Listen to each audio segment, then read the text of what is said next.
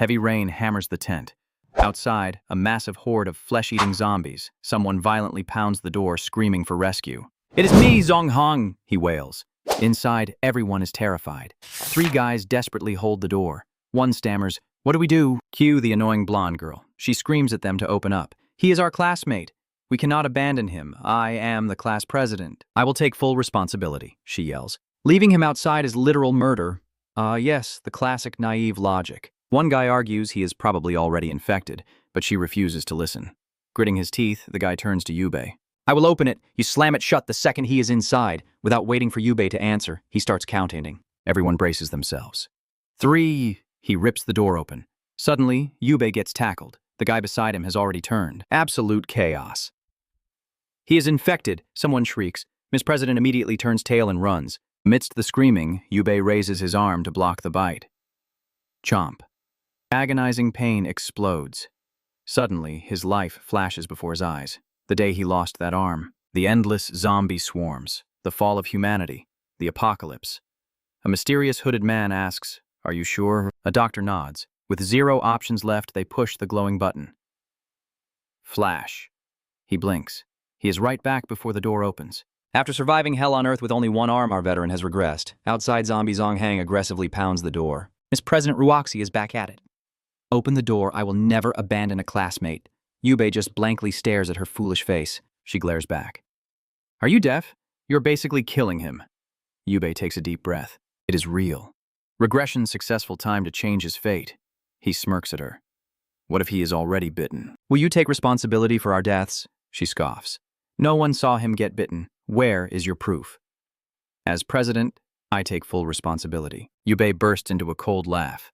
"Perfect. Then open it yourself, hero." Ruoxi instantly freezes. The room goes dead silent. "Are you even a man?" she shrieks. "Making a girl do it," Ye Bei sneers.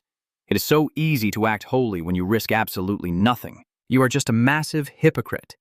Her face turns tomato red.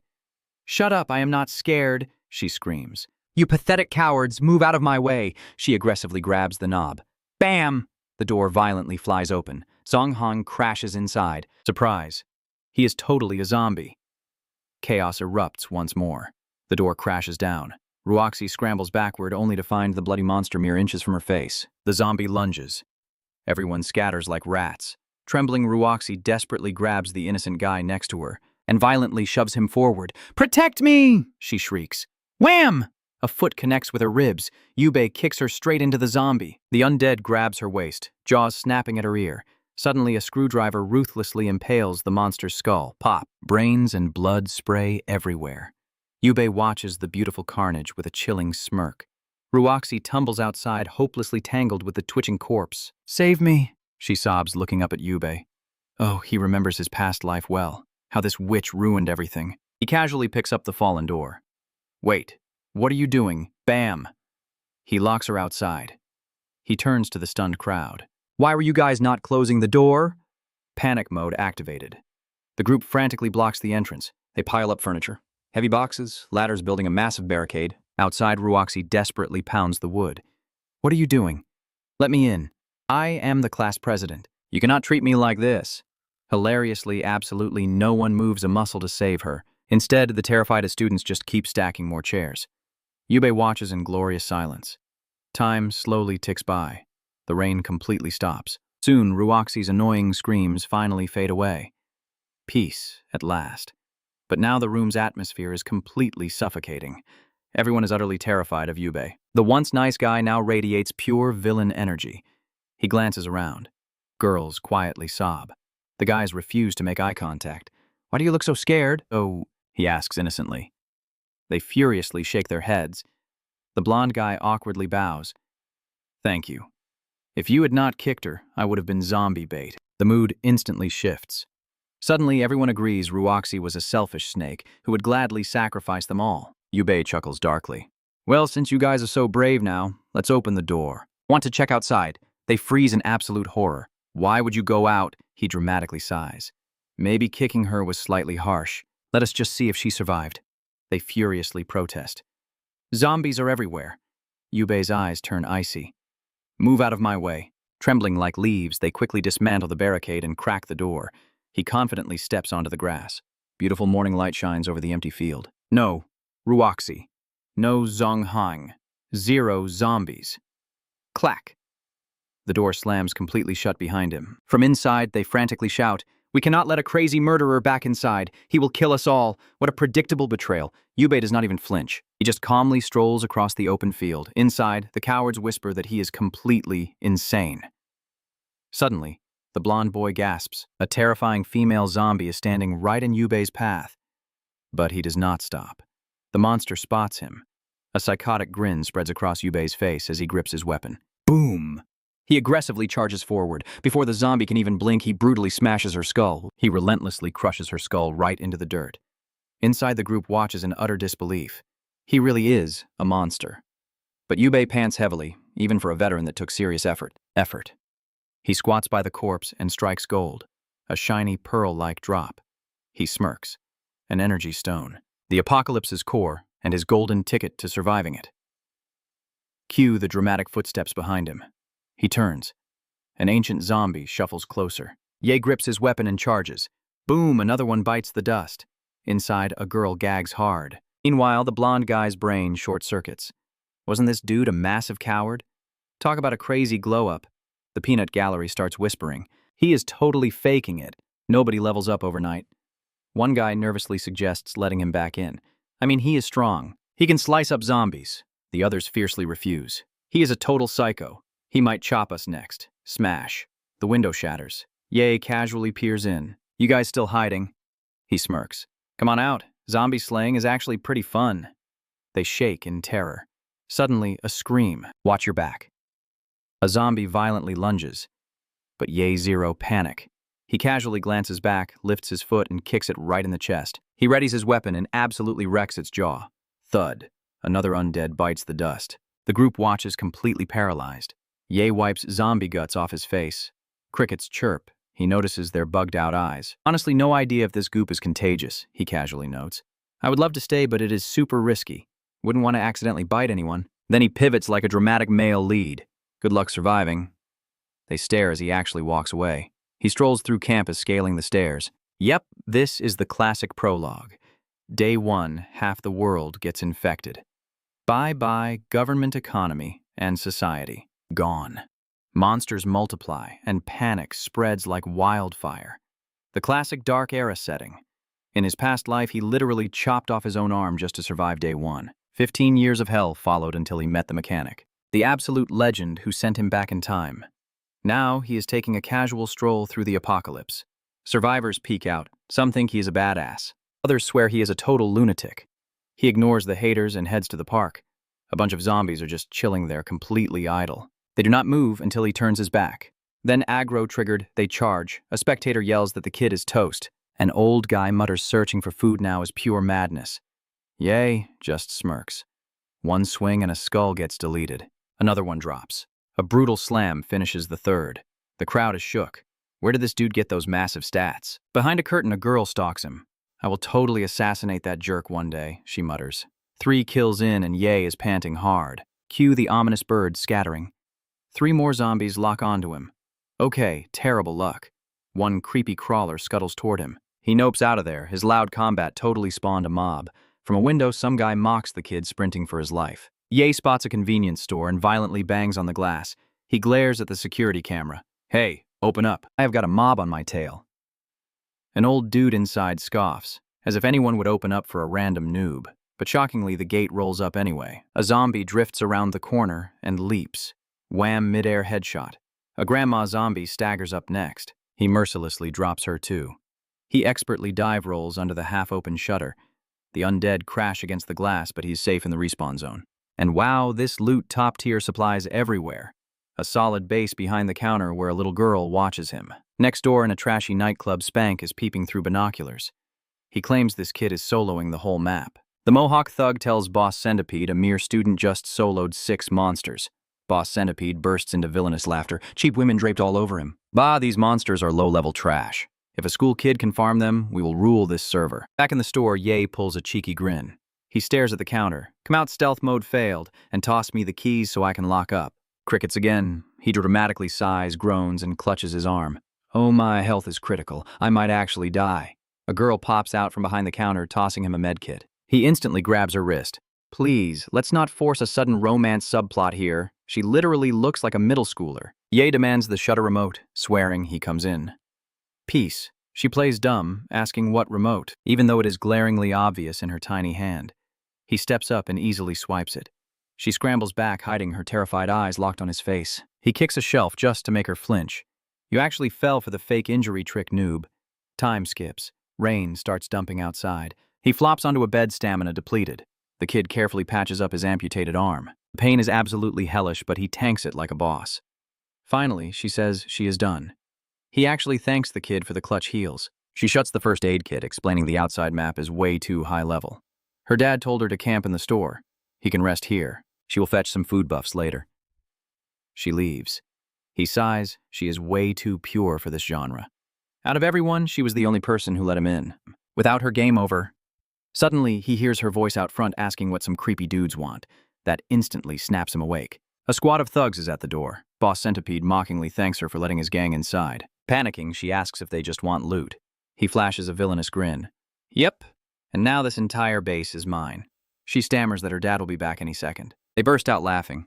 Kid, your dad was already used as zombie bait. Now that she is solo, they want to play a sick game. Yeah, right. In his past life, he watched the shadows swallow her. Thugs looted her store, dumped her corpse, and mocked her stupidity. Classic regression trope. But this time the script changes. First step. Traumatize the naive girl so she survives even if she absolutely despises him. A timid knock echoes. He barks like a rabid dog demanding answers. She squeaks an apology. She actually washed his bloody rags. Her pure kindness just fuels his annoyance. He snarls, telling her to trash the laundry and scram. Blushing, she scurries off. He sighs. With that Saint Level innocence, she is basically walking zombie bait. Still, this hot shower, absolute heaven. Soon, the water supply turns to toxic sludge. These luxurious moments, kiss them goodbye. Squeaky clean, he assesses the loot. Food check. Water check. Next up on the apocalypse to-do list. Weapons. He flexes in the mirror. Ah, the sweet nectar of youth, zero back pain. Fresh joints.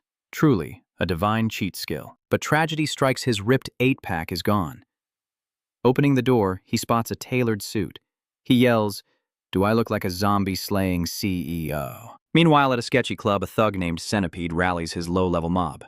Target locked. The mission is brutally simple. Squash the undead out front, steal the convenience store's booze, and snatch the naive girl inside. Total piece of cake, right?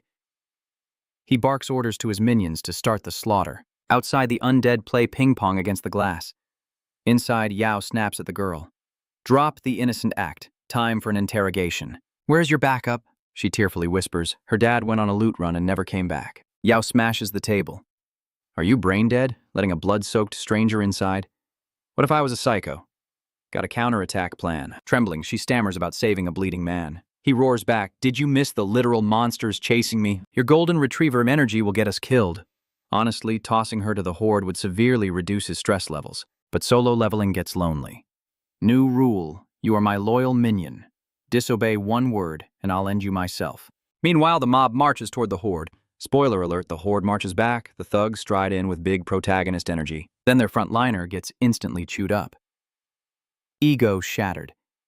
Are these elite tier monsters? Centipede snarls, threatening to execute anyone who retreats. One sensible thug literally says, "Nope," and sprints away, screaming he'd rather be zombie chow. Centipede brutally yanks his hair and launches him like a meat frisbee straight into the hungry mob. Wish granted, buddy.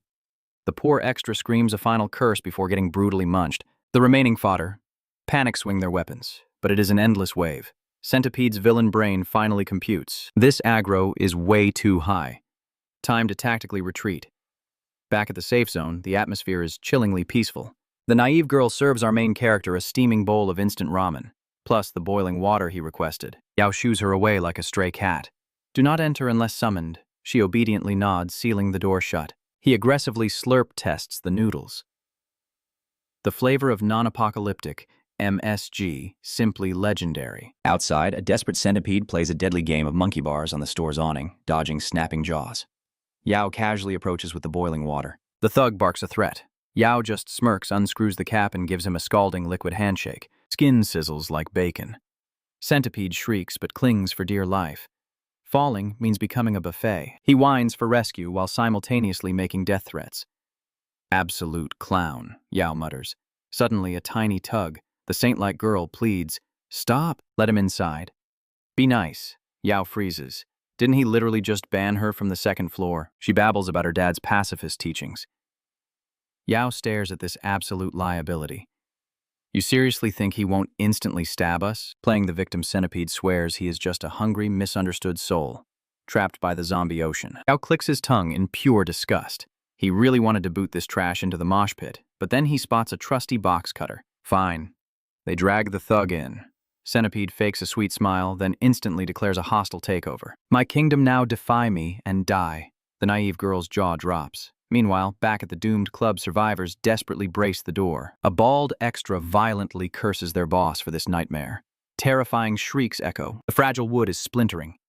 Baldy screams for backup, but his rat-like brain is already formulating a selfish escape. Sacrifice the fodder to save himself. Cut back to the store. Centipede sizes up Yao, mocking the trembling girl. "Too dumb to live, but hey, since you opened the door, congratulations. You have earned the title of my personal servant." He pivots to Yao, eyes burning with venom. Time to torture the jerk who gave him a third-degree water burn. Yao just stands there, silent as a grave, clicking his box cutter. The girl desperately begs, offering up the store's entire snack inventory. For one breath, dead silence reigns. She actually smiles, thinking the power of chocolate brings world peace. "Let us share. Live peacefully." Yeah, right. Centipede completely loses his mind. He lunges forward, roaring with pure fury. "Are you mocking me?" Suddenly, steel flashes. In less than half a second, our main character slices straight across Centipede's already mangled hand. The thug shrieks in pure agony. Our guy smoothly flips the box cutter into a deadly reverse grip, closing the distance. Centipede frantically blocks the incoming strike, going straight for the throat, but the thug has the weight advantage. He plants a brutal kick right into his stomach. Our hero is sent flying backward, taking the bleeding girl down with him. Groaning, he forces himself up and marches straight back into the danger zone. Centipede smirks like a classic villain. "No one has ever ticked me off this much." Another massive kick in ribs literally snap. The thug brutally stomps on his injured leg. Blinding pain shoots through his entire body. "Tell me your secret. How did you slaughter that monster so easily?" Centipede furiously demands answers. Our guy just smirks. "Keep dreaming you're already dead."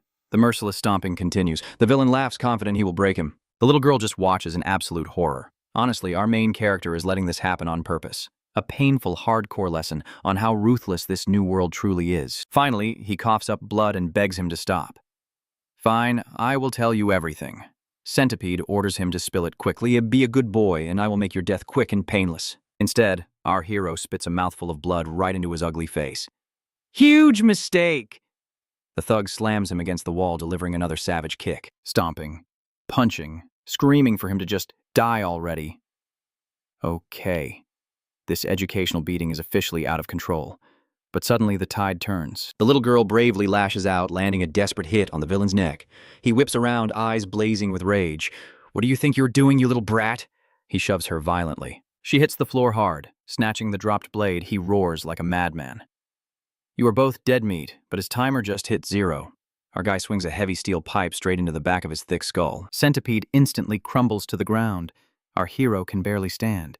The girl stares wide-eyed at the spreading crimson puddle on the floor. "Did I just kill a man?" He heavily rests a hand on her trembling shoulder. "You did what you had to do to survive. That guy was pure trash." Utterly confused, she asks why he was so mean when she was just trying to help. Deadpan, he tells her the thug is actually still breathing. Instantly, her naive little face lights up like a Christmas tree. "We have to save him." "Nope." He aggressively shoves her aside, drags her out of the room, calls her hopelessly naive, and slams the heavy door shut. She is seriously driving him insane, and worse, that jerk completely ruined his room. He casually grabs the unconscious villain by the ankle and drags him straight to the open window. One solid kick. The heavy body plummets into the street like a bag of trash. The undead horde swarms in for an all-you-can-eat buffet. Centipede jolts awake just in time to experience being eaten alive. Back inside, our ruthless protagonist mutters, "Honestly, he is lucky I did not chop his arms off first." Suddenly, a strange noise catches his ear. Across the street, some random dude is dangling from a ledge, desperately trying to avoid the hungry zombies below. He is slipping, shaking and crying for his life. Our guy loudly calls out, "Hey! Anyone else still breathing in there?" The dangling survivor cries that he is the absolute last one standing. They held the barricade until some idiot let go. The monsters flooded in, wiping out his entire party. He practically begs to crash at the convenience store base. Hard pass, our hero replies. If you do not move right now, you will end up exactly like my garbage down there. The panicking survivor glances down, watching Centipede getting shredded into tiny pieces. Gulping hard, he summons his inner main character energy and leaps to the next ledge. The guy moves like a literal parkour god, perfectly balancing on a thin railing and dashing across. Our guy just watches, honestly a little disappointed that the Brain Eaters failed to finish off the annoying nightclub crew. Time slowly ticks by. The hungry horde still endlessly circles the building. The window remains shattered. He finally cracks his bedroom door open. The little girl is still just standing there. Did I not tell you to go take a shower? He snaps, annoyed. She nervously peeks inside. The bad guy is completely gone. Hey, do not stare, he scolds her. He went downstairs. She hesitates, blinking innocently. Oh, did he escape? Deadpan? He explains exactly how he forcefully chucked the man out the window. Trust me, only an immortal god could have survived that fall. She looks down, visibly upset. Why kill him? Even bad people can change their ways. Our hero instantly slams the doorframe right above her head. Are you seriously this dense? We are in a literal zombie apocalypse, and that psycho was absolutely going to try and murder you. She repeats the word apocalypse, like he is the crazy one here. She stubbornly claims he has no idea what he is talking about. He just walks away. Arguing with an NPC is completely pointless. Might as well go take another shower. She stubbornly insists on arguing, takes 2 wobbly steps forward, and then completely collapses. He catches her right before she hits the floor. Tossing her onto the bed, he frantically checks her for zombie bites. 0 marks. Just a nasty fever. There has to be some medical loot around here somewhere. That totally explains why her stats looked so pathetically low from the start. He spots a random box. Sitting on top of the stash is a bright pink notebook. He starts flipping through the pages. A bone marrow donor list. Complex medical charts. He slowly pieces the dark puzzle together. Her name is Yaoyu, 14 years old. Terminal leukemia. He gently lifts the edge of her shirt and spots the countless medical bandages scattered all over her pale skin. So many brutal puncture marks. She has been living entirely on blood transfusions. Suddenly, her ridiculous obsession with helping others makes perfect sense. Her entire life relied on human kindness, but the warm world she wants to save has already turned to ashes. He checks his inventory. The rare apocalypse essences are still sitting in his pocket. Honestly, he has no clue if fantasy drops can cure a real-world terminal illness. Night instantly falls. The undead swarm the dark streets, but it is eerily silent. When morning finally breaks, the zombies are just standing completely motionless. They're staring blankly at the sun like some invisible force has them hypnotized. Later on, our guy wakes up at the table shivering from the cold. He must have passed out. Wait. He feels a piercing gaze on him. Little Yaoyu is standing silently behind the door. Oh, so she survived the night. He casually asks if her HP has recovered. She nervously hesitates. Before she can even answer, he orders her to go brew some coffee. As she turns around, he abruptly stops her. Pack the survival tools and rations. We are going on a quest to find your missing dad. She blinks in pure shock. Wait, they're actually doing this? Yeep, he smirks. Your old man went out to gather loot. We cannot just leave a party member stranded out there in the death zone. She instantly starts protesting. Her dad said, stay put, be a good girl, and wait. But our boy Ye Bei isn't having it. How long has he been missing? He demands. At least, 3 days. Usually, just half a day. Use your brain, he barks. Why isn't he back? She bites back that. 3 days ago, he yelled he was heading home. Since then. Crickets. Ye Bei presses harder. Nothing else. He might be zombie snacks trapped or praying for a rescue. Shouldn't we look? She drops her gaze. Dad's absolute rule. Never leave the house. Ye Bei stands up, completely fed up. You absolute moron. You'll save a total criminal, but won't rescue your own. Flesh and blood. This is a dictatorship, not a debate. He could completely end her and fly solo, but she did save his life. So finding Dad? That is his debt paid in full. Quit crying, pack your junk, we are out of here. She scrambles away, almost face-planting down the stairs. Dealing with her is exhausting. Outside, the apocalypse is in full swing with brain munchers staring at clouds. Suddenly an engine roars. A jeep tears down the ruined streets. Do these zombies seriously think bare hands can stop a speeding metal tank? Yeah. Good. Luck with that nonsense. They grab the hood and get launched into orbit. Meanwhile, back at the mini-mart, Ye Bei loots the snack aisle getting ready to roll. He glares at Yao. Why are you sneaking around done packing? She looks like a kicked puppy. And what on earth are you wearing? This is the apocalypse, not a fashion show. He gives up. Pass the instant noodles. She hands them over while he chows down. and scans the room like a tactical genius. The plan: bust the door, smash some undead skulls, hijack a working ride, and drag her inside without her doing something spectacularly stupid. That is the ultimate boss fight. She is just nibbling spicy sticks. He demands a bite. She is still sulking from his endless roasting. Suddenly, heavy footsteps. A split second later, the entire storefront literally explodes. Inward shelves collapse in a rain of flying snacks. Earthquake, Ye Bei mutters. Nope, a whole car just smashed into the minimart. The door kicks open. A bald, chubby dude in full military cosplay steps out laughing like a maniac. My lucky day, a convenience store. He casually punts a zombie away. The only good zombie is a dead one. He struts inside, eyes sparkling at the junk food, and drops into a crouch, practically drooling. Jackpot. The city center was a ghost town, so he gambled on this dead zone. Talk about a massive payoff. Suddenly, a deadly box cutter presses his neck. Drop the snacks, Ye Bei growls. The last pest died. I will not hesitate. The chubby dude reacts with ninja speed by throwing snacks at Ye Bei's face. Ye Bei blinks, stunned, as the guy grabs a loot pile, sprints to his car, and slams the door shut. But Ye Bei teleports to the window like a ghost. Die, you filthy pig! The blade inches closer. I surrender, though, the guy squeaks in terror. Right on cue, Yao begs Ye Bei to stop murdering people. Both guys just stare at her like she grew two heads. She stammers an excuse. If you kill him who pays for my store's broken wall, Ye Bei pauses. The chubby guy is sweating bullets. A wicked slow grin spreads across Ye Bei's face. Girl makes a solid point. He claims the car as property damage payment, then he snaps at Yao to grab her luggage. They are rolling out. She nods, then turns into a statue. The epic crash just invited a massive zombie flash mob. The chubby dude loses his mind. I just squashed 50 of them. Where did these come from?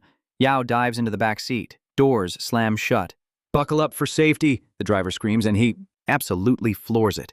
Undead hitchhikers cling to the doors as the truck bulldozes forward, turning zombies into speed bumps. He is tearing through the apocalypse like a blockbuster action hero. He even drifts a corner like Tokyo Drift. Drive straight, Ye Bei threatens coldly, or I will give you a second smile on your neck. The driver whines that he has to dodge the undead traffic Ye Bei completely ignores. His excuses. Yao, where did Dad go?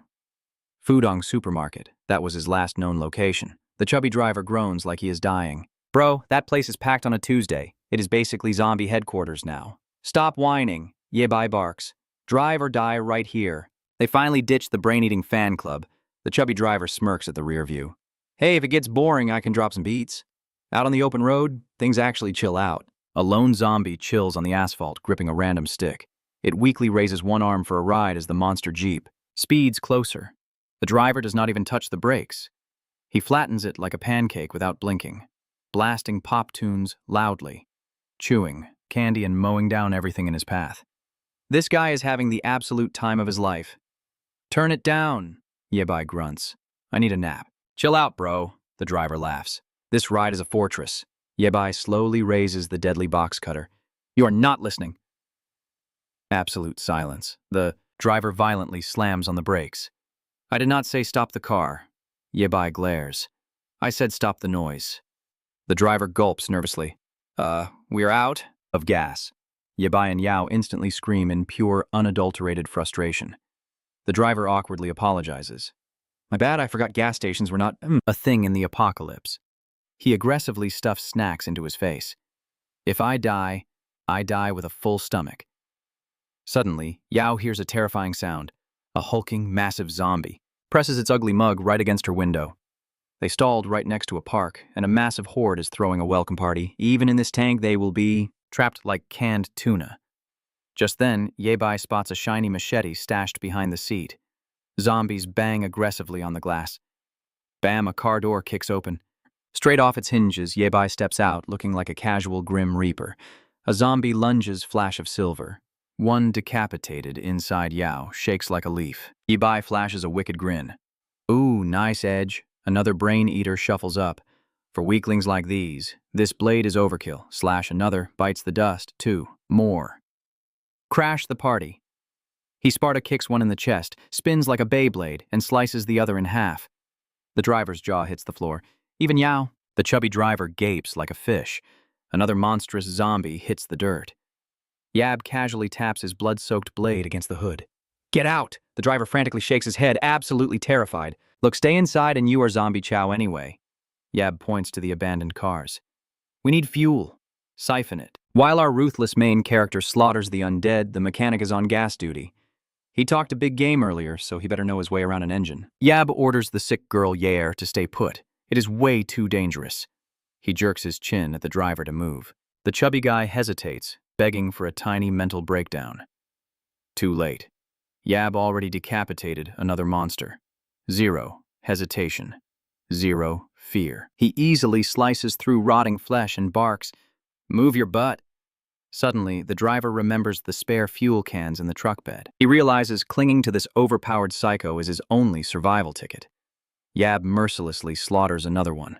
What did you just mutter? The driver stammers in pure shock. Nothing. Just give me a second to pump the gas. Not yet. Yab interrupts. I need your hands over here. He opens his bloody palm. A glowing green crystal rests inside. These drop from zombie brains. I slice you loot. The driver turns chalk white. He is a mechanic, not a butcher. It is super easy. Yab scoffs, digging into a skull with 0 disgust.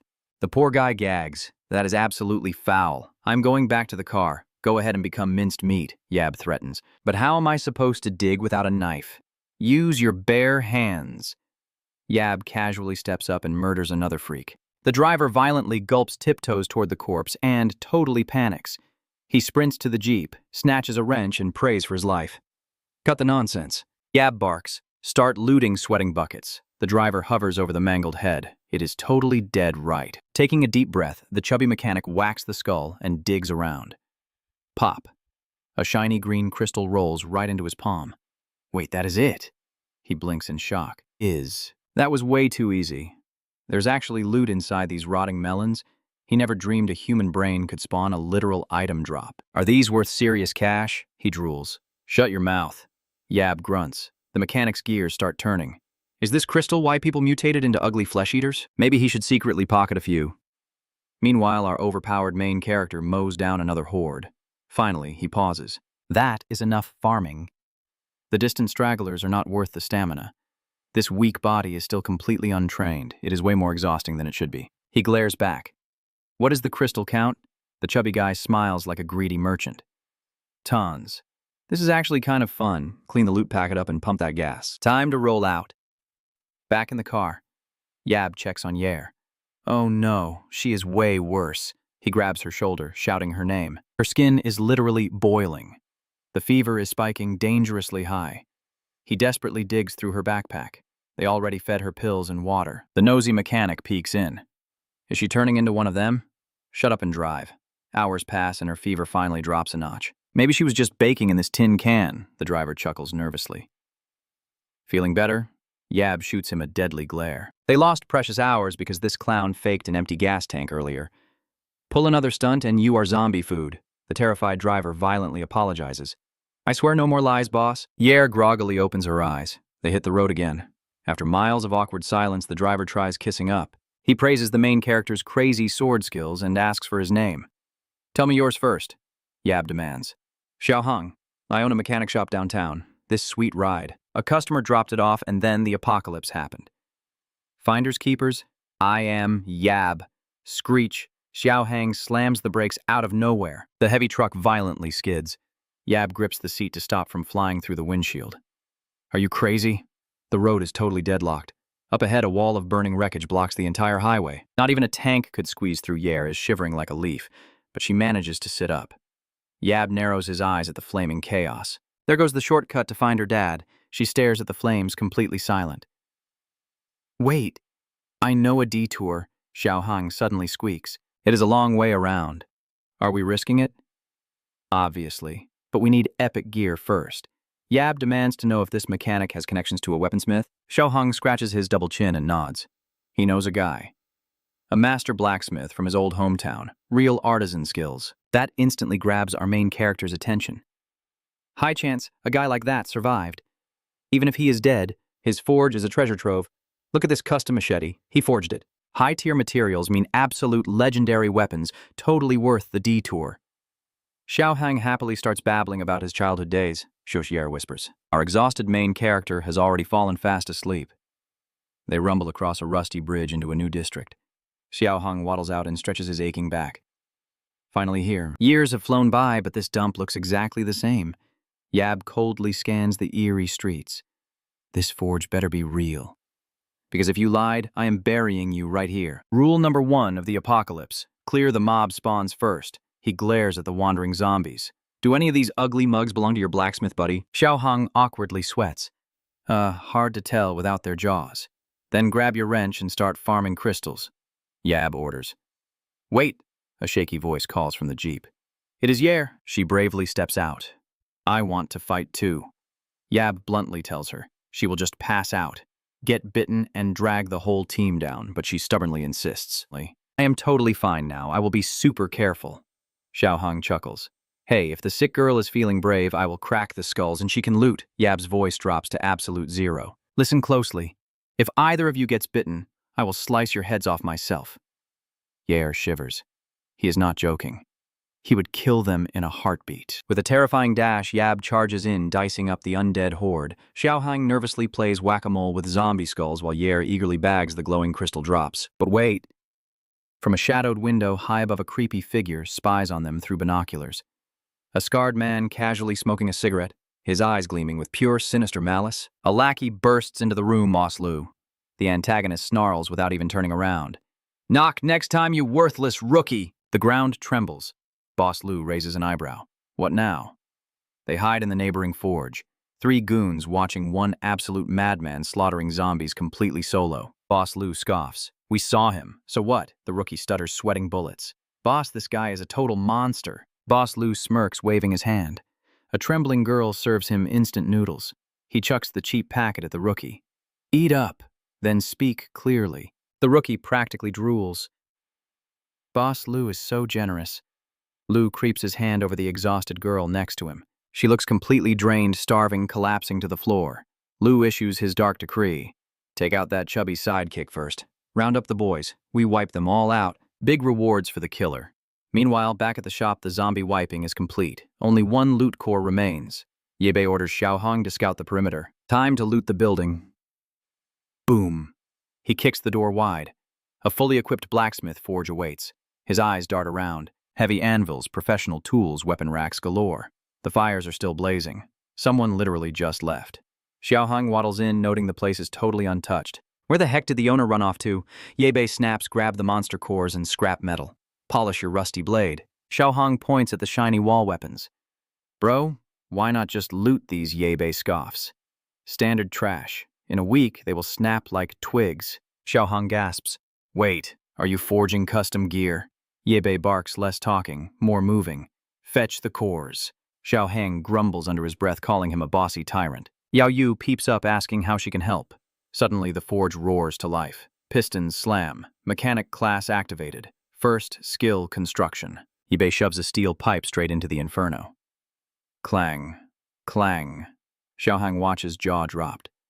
How does a kid know master tier forging? Dump the cores into the crucible. Ye Bei commands. Xiao Hong furiously complies. The cores instantly melt in the blazing heat, bubbling into a toxic green sludge.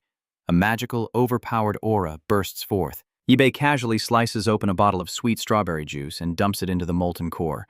The strange elements fuse perfectly. He slathers the glowing brew onto the blade. The cold steel drinks up the neon glow. Bam. Bam. The deafening hammer strikes echo into the streets. Boss Lu and his sneaky gang hear the racket. The rookie quivers in fear, but a sharp-jawed thug just laughs. Free loot for us. A creepy long-haired goon adds the real jackpot is stealing that pretty little girl. A preppy thug shakes his head. Hold up. If Boss Lu ordered a hit, this guy is dangerous. We wait for the sun to set. Then we ambush. Back inside, Ye Bei is in the zone. The weapon takes a totally futuristic, sleek, and mechanical shape. Xiao Hong scratches his head, wondering if this dude secretly runs an engineering university. Ye Bei finishes one absurdly cool part and starts another. He dunks the hot steel into cooling water. Xiao Hong whistles loudly. Dude, that lightning pattern is crazy. Ye Bei just smirks. The raw materials are primed. Time to show these noobs my true mechanic powers. Yao Yu happily sets down some cooked noodles. She feels totally protected near him. But out of nowhere, a filthy hand clamps over her mouth. The creepy long-haired thug drags her into the shadows, whispering nasty threats. Inside the forge, Ye Bei has finally finished sharpening his masterpiece. Click. Clack. He locks it into a heavy mechanical frame. Xiao Hang stares, drooling. Man, I've only seen sci-fi swords like that in video games. Ye Bei casually hooks up 2 jumper cables. Power on. The heavy blade aggressively hums to life, blasting neon green light. Even though the garbage generator coughs, the sword stabilizes. A genuine second-tier weapon. Ye Bei nods. Perfect. Xiao Hong begs for one too. But suddenly a terrifying scream pierces the air. They charge outside, running face first into Boss Lu and his ugly squad. Yao Yue is struggling in the creep's grip. Ye Bei's eyes turn deadly cold. The bald thug yells, "Drop the magic sword or the girl gets it." Ye Bei just laughs and raises his arm. Whoosh! One casual swing. A massive shockwave rips the ground apart, cutting the bald fool completely in half. Another thug tries to sprint away. Oh, leaving so soon, /number 2. He slices through solid metal like wet tissue paper. Total panic. The gang scatters like roaches. Ye Bei just created his first modern headless horseman. A thug screams at the creep to drop the girl, but the kidnapper is stubborn. If we fail, Boss Lu will mount our heads on spikes. Suddenly, a lethal arc of green lightning shaves their eyebrows off. Ye Bei steps forward like a grim reaper, but Xiao Hong shrieks. Boss, a massive zombie wave incoming from the rear, and these freaks are sprinting. Did they get a speed buff? Xiao Hong completely freezes up. Are we doomed? Ye Bei just grips his glowing sword and dives in. Green lightning flashes everywhere. Zombies drop like flies. Xiao Hong acts as a hype man, watching Ye Bei turn into a human meat grinder. But wait, the 2 sneaky kidnappers are making a run for it. They are booking it to the warehouse. Xiao Hang screams. No duh. Ye Bei points his bloody blade. Stop fanboying, get in the jeep and run them over. Xiao Hong throws his chubby body into the driver's seat and floors it. Vroom. Ye Bei stays back to absolutely style on the zombie horde. Playing the hero falls to the chubby sidekick today. The terrified thugs hear a roaring engine. Xiao Hang drifts right at them. They desperately leap onto a ruined bus, blocking the base entrance. Xiao Hong slams the heavy brakes. The giant bus completely barricades the door. He steps out, scratching his head. Now what? Inside, 20 thugs peek out the windows. It is just one fat kid. Easy pickings. They hop off the bus, laughing. Drop the keys, Tubby, or we turn you into a human barbecue. Xiao Hang snorts, popping his knuckles. Try me, clowns. A cocky dude in a baseball cap rushes him, bragging he has killed more humans than Xiao Hang has eaten fried chickens. Very bold claim given his massive size. Xiao Hong braces his stance. You fools are literally begging for the graveyard. Whoosh! A massive green energy crescent blasts right past Xiao Hong. The cocky attacker instantly splits in 2. Even the giant bus gets chopped. Xiao Hong blinks. Ye Bei is already there, clearing zombies like trash. We are saving her, he declares. One swing, boom. The bus splits right down the middle. Behind the pillars, goons prep for an ambush, but our guy casually strolls into the open. Some extra throws a flying dagger. Please! He blocks it mid-air without looking, sending a fatal slash right back. Another loot drop falls behind the crates. Incoming Molotov. Ye Bei literally moonwalks out of the way, returning a spicy green crescent aura. Bang! A gunshot rings out. Missed him by a hair. Dude is out here dodging like he is in the Matrix. Boss Luo watches from the balcony, clapping. He calls Ye Bei a total genius. How are you so buff, kid? Grab a drink. He claims he loves talent. Ye Bei just raises his giant sword instead. Luo points a gun at Yao. Hold it, she is napping so nicely. One flinch and it is game over. He tells Ye Bei to drop the tough guy act or they will play a fun game of sword versus bullet. Ye Bei just stares at him like he is an idiot. Heng whispers in total panic. Bro, they have guns. Ye Bei smirks. Sure, let us chat. He says he is starting a massive project and needs interns. If Luo calls the whole crew, he will spare them. Luo squints. This kid wants to face the entire gang. Challenge accepted. They invite him into the tiger's den. Hang is sweating bullets. Are you crazy? They're armed to the teeth. Leave if you are chicken, Ye Bei replies smoothly. Hang shakes like a leaf, but yells that he is riding shotgun. Ride or die. Ye Bei mentally face palms. What a drama queen. The goons march them inside. It is a full house packed with Luo's entire mob. Luo plays the gracious host. Every breathing soul within 15 kilometers is right here. I am Luo. Who are you, and what is your little project? Ye Bei.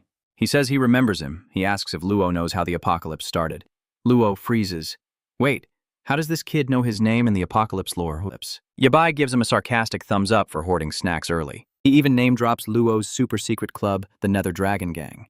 Luo's jaw hits the floor. Only his inner circle knew that edgy name. Is this guy psychic? Ye Bei whips out a glowing green zombie pearl. Bet you want this shiny rock more. Luo loses his chill, demanding answers, minus the riddles. Ye Bei shrugs and dumps the lore. Maybe it was a global supervirus. Maybe it was a sketchy bioweapon for population control. Or maybe a space rock crashed the server. I know, you have heard the rumors, boss. That is why you moved your whole base out to the middle of nowhere. Luo nods, feeling smug. He knows a bit of the secret patch notes.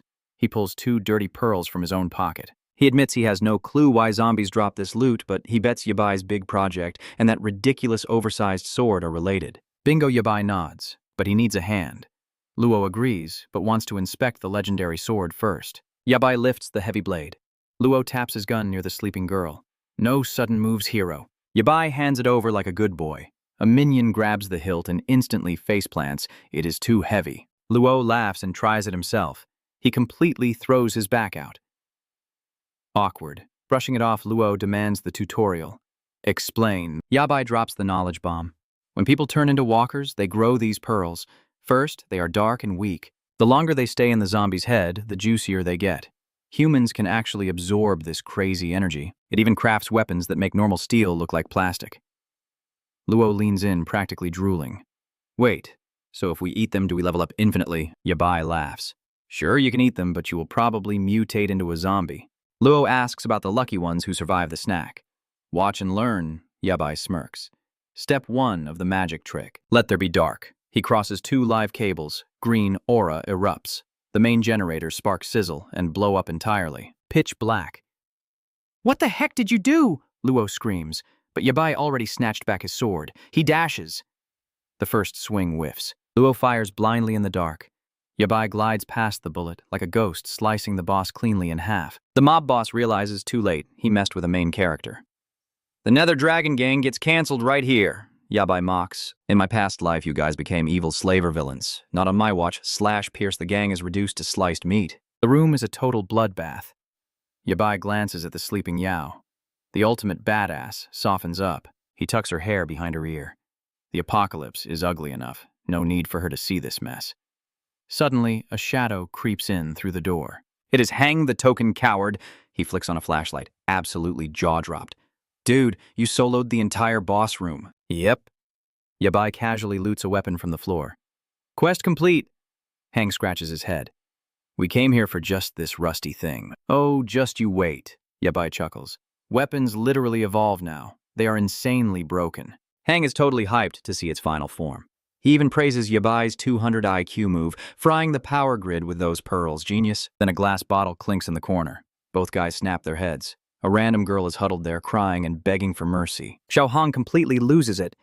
Why is there a classic damsel in distress here?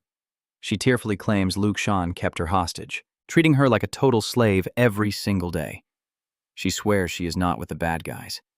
Boss Ye just stares. Do you know where Luke stashed the loot? She nods frantically, offering to play tour guide. Walking down the hall, Xiao Hong plays detective.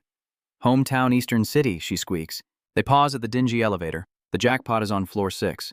Ye orders Xiao Hong to babysit Yaoi. The boss will personally inspect the loot with our mysterious girl. Meanwhile, back at the slaughterhouse, a half-dead goon crawls through the meat grinder. He spots his boss completely chopped in 2. His eyes lock onto a shiny pearl. Wait. Didn't Ye call this black metal energy? He remembers the crazy rumor. Eat this glowing rock and boom, you become a literal god. Desperate times call for stupid measures. Gulp. Instantly, his pupils vanish. Veins explode across his skin. He thrashes in pure torture as lightning splits the sky. Back at base, Yaoi finally blinks awake. A massive storm rages outside. Where are we? Xiao Hang tells the sleepyhead to chill. You got kidnapped, but we played hero. Ye strolls back in, spotting the newly awakened girl. Hit the jackpot, Xiao Hang asks. Oh yeah, but hauling it all takes until tomorrow. And our little tour guide, she pulled a vanishing act. Yay, shrugs. We found the stash. Weird to run in this crazy hurricane. Whatever, good riddance. The crew needs beauty sleep. Because tomorrow, these flooded streets will be an all-you-can-eat zombie buffet. Cut to a random bathroom. Our runaway girl takes a quiet shower. A massive creep knocks on the door. You are human, and you are in my house. Rent is not free, sweetheart. He violently rattles the doorknob, claiming she only has one way to pay him back. She screams bloody murder. The creep just laughs. With this thunder, nobody cares about your drama. Suddenly, the front door slowly creeps open. The creep freezes. He steps back to investigate the spooky draft. Bad move, buddy. A sickening crunch echoes, followed by a horrific scream. The girl nervously peeks outside. The creep is now modern art smashed into the wall by a giant beast. She shrieks in sheer panic. The hulking monster just stares. It slowly reaches a massive claw toward her. She scrambles back, begging for her life. The beast freezes. It spots its ugly mug in the mirror and completely breaks down, grabbing its head. I am not a freak. It punches the floor, having a full existential crisis. Trembling, the blonde runaway stammers, "Who the heck are you?" The beast groans. "I caught a bullet. Ate a magical zombie pearl. Now I look like a bad cosplay." She blinks, totally lost. "You become Godzilla by eating shiny black rocks." The monster nods. Some terrifying guy named Ye spilled the secret. Plucked the rock right out of a dead mutant's skull. "Wait!" Her eyes lock onto the beast. "Did you just say, Ye?" Suddenly fearless, she demands his exact location. The monster sighs. That demon just crashed the southern city. Literally slaughtered an entire building for fun. The blonde schemer Roxy flashes an absolutely toxic smile. "I want that bastard Ye dead." The mutant rapidly shakes his giant head. "No way, lady. That guy is a literal raid boss." Roxy scoffs. "My life is ruined because of him. We are sworn enemies." She looks the beast up and down. "You just squashed a dude like a bug, aren't you a powerhouse now?" The beast flexes. "I feel the power, but my steering is awful." He stares down at her. "Aren't you terrified of me?" Roxy throws her head back and cackles like a villain. She softly strokes his mutated arm. "You are perfectly strong. Be my attack dog, crush Ye, and you get whatever your monster heart desires." She literally 0% cares about his ugly face. The mutant gets hyped and lifts her up. "Deal. Let us go hunt that boss down." She smirks. Evil alliance formed. But wait. His giant muscles spasm. System failure. The beast crashes to his knees in absolute agony. Fast forward. Morning sunlight hits the apocalyptic wasteland. Boss Ye is strapped. The loot pile is glorious. Instant noodles, smokes, and infinite energy drinks. He mounts his wickedly cool sword on his back. Inventory full. Time to roll out. The squad marches down to the parking lot. Xiao Hang stops dead. His jaw drops. Their precious off-road roof is completely pancaked like a literal meteor smashed it. He basically cries. The doors will not even budge. Ye calmly inspects the wreckage. "No way a rainstorm did this. Step aside." Flash of a blade, the entire roof cleanly pops off. Presto, the truck is now a luxury convertible mirrors, perfectly intact. Custom apocalyptic engineering. They hop in. The engine actually purrs like a kitten. "So we are off to find the dad now?" Xiaohang asks. "Yep." Tires screech as they roll out. Xiaohang smirks. "This drop-top apocalypse edition is a total vibe." Suddenly, the local undead welcoming committee spots them. Look to the right. A bunch of screaming students sprint away from a massive zombie wave. Ye squints. Well, well, well. His old high school classmates. They are shrieking their heads off for a hero. Of course, the clumsy girl trips over absolutely nothing. Zombies dive in for lunch. Slash. A brilliant green aura cuts the air. The zombie mob instantly turns to diced meat. The students stare in pure disbelief. The dust clears, revealing Ye strolling over like a boss. He smirks. "Honestly thought you guys were zombie chow by now." They bow and cry in gratitude. "We totally thought it was game over." The blonde jock stares wide-eyed. "Bro, how did you get insanely overpowered?"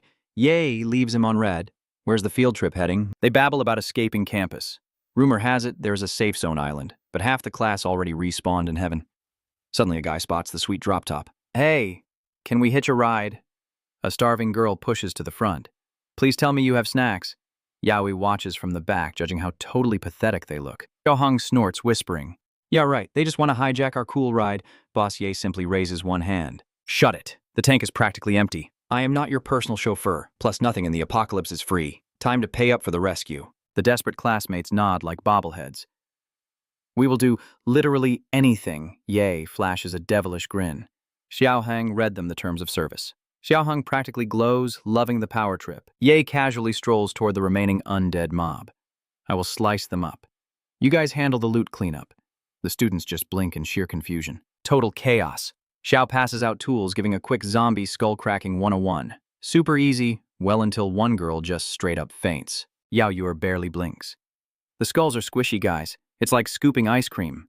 Everyone just stares, completely terrified, wondering exactly what kind of messed up childhood she had. Xiao keeps handing out gear, casually reminding them not to become zombie snacks. Meanwhile, Blondie is whispering, super suspicious about why the Green Dancer is so obsessed with these shiny brain rocks. Yao just keeps slicing zombies like butter while they loot the bodies. 2 sweaty hours later, the bag is stuffed. Yao says it's snack time, but Xiaohong absolutely loses his mind. He hates running a free charity buffet.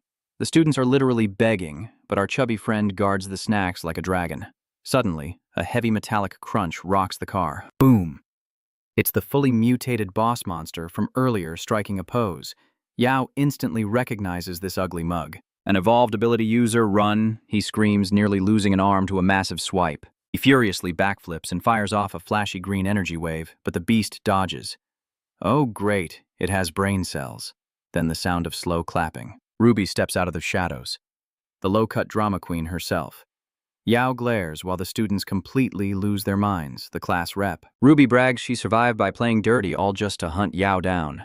She points a manicured finger and orders the beast to smash him. Yao is completely baffled. Why on earth is this alpha monster acting like her lapdog?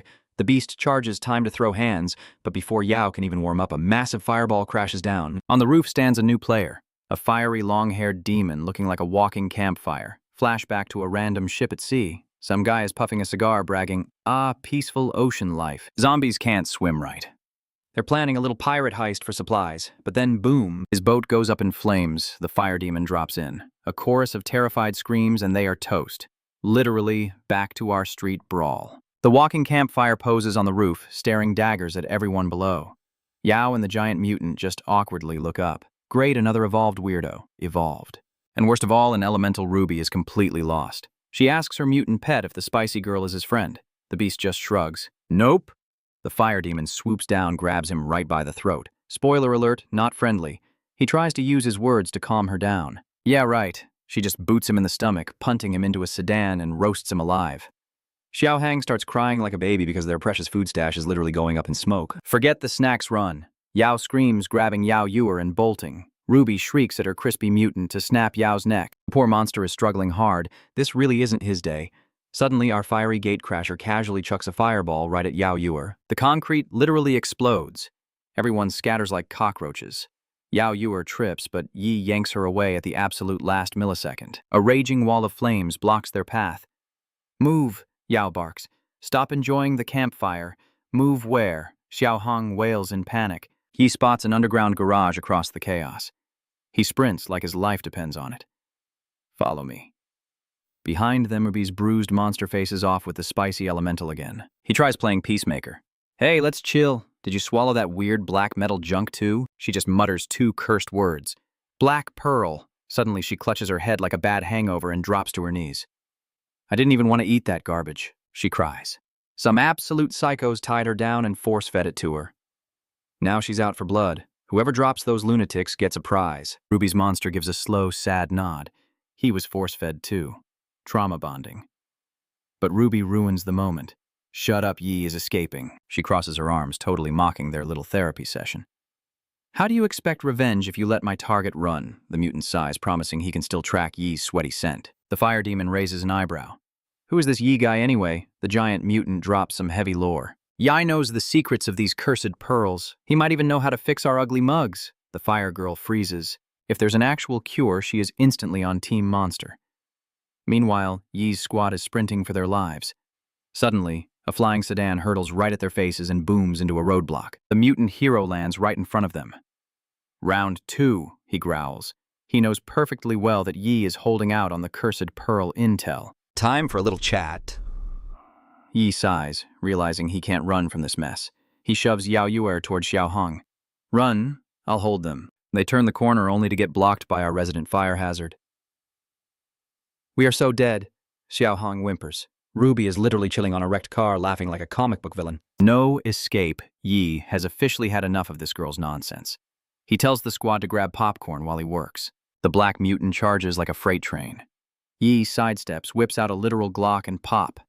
The bullet tags Ruby right in the shoulder. She shrieks in pain. The giant monster totally freezes. Wait, he wasn't aiming at him. Pop. Another shot straight for Ruby's gut. The panic-stricken mutant dives right in front of his toxic boss, eating a massive green energy, slashed to the chest. What a simp. Suddenly, the fire demon strikes from behind, turning the pavement into an oven. Ye barrel rolls away.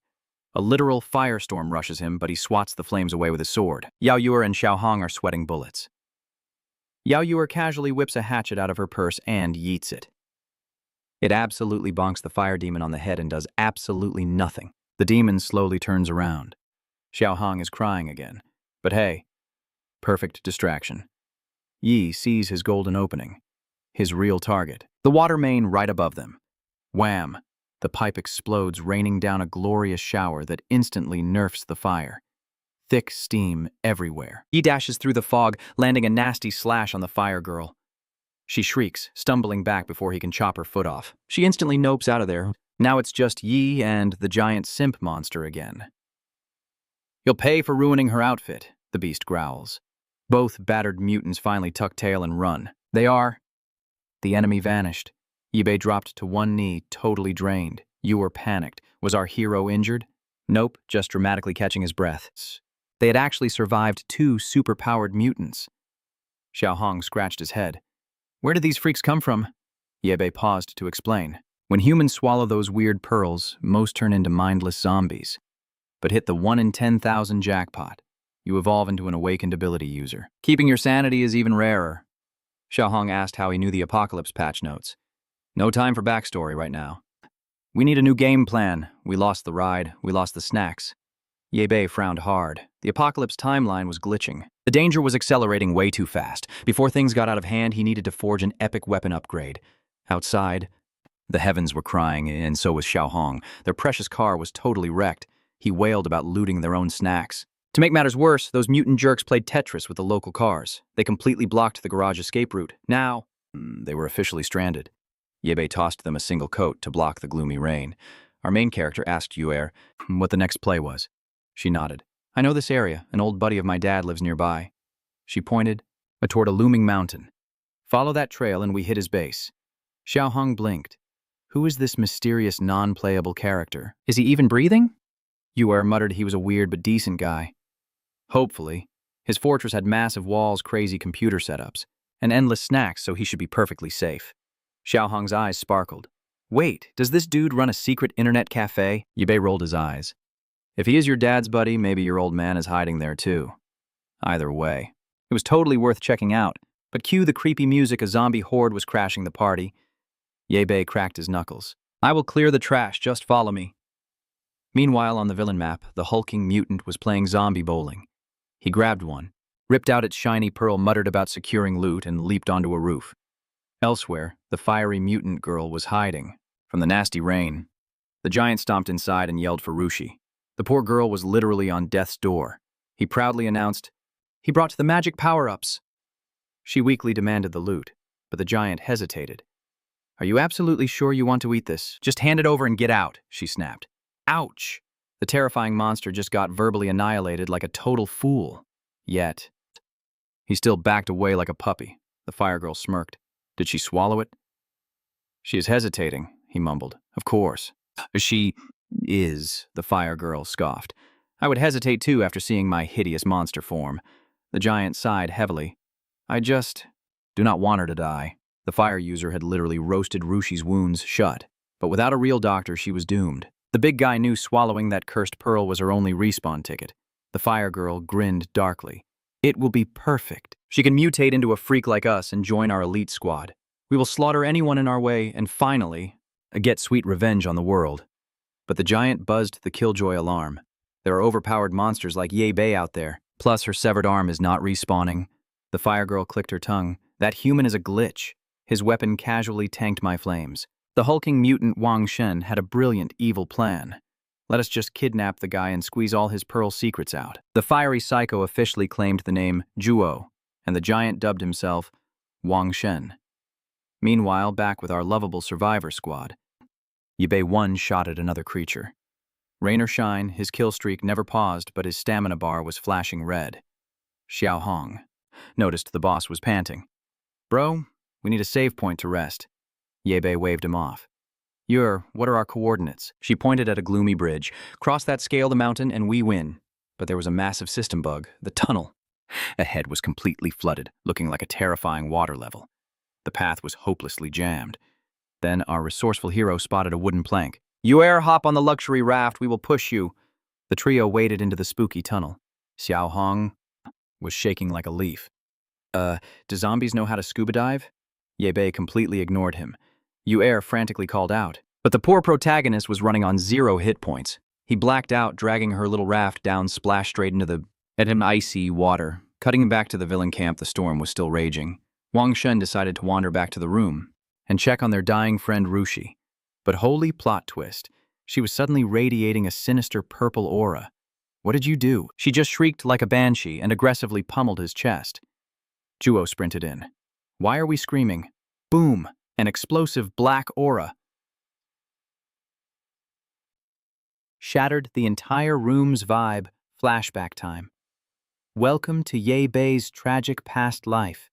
Dragged from the water, an evil Rushi demanded the location of his mechanical squad. When he stayed dead silent, she threw a massive tantrum. His heroic response, "Go to hell," she cackled, calling him a stubborn fool who was about to pay the price. Then, dunked him right back into the watery abyss. Fast forward back to the present, Ye Bei woke up in a cozy little room.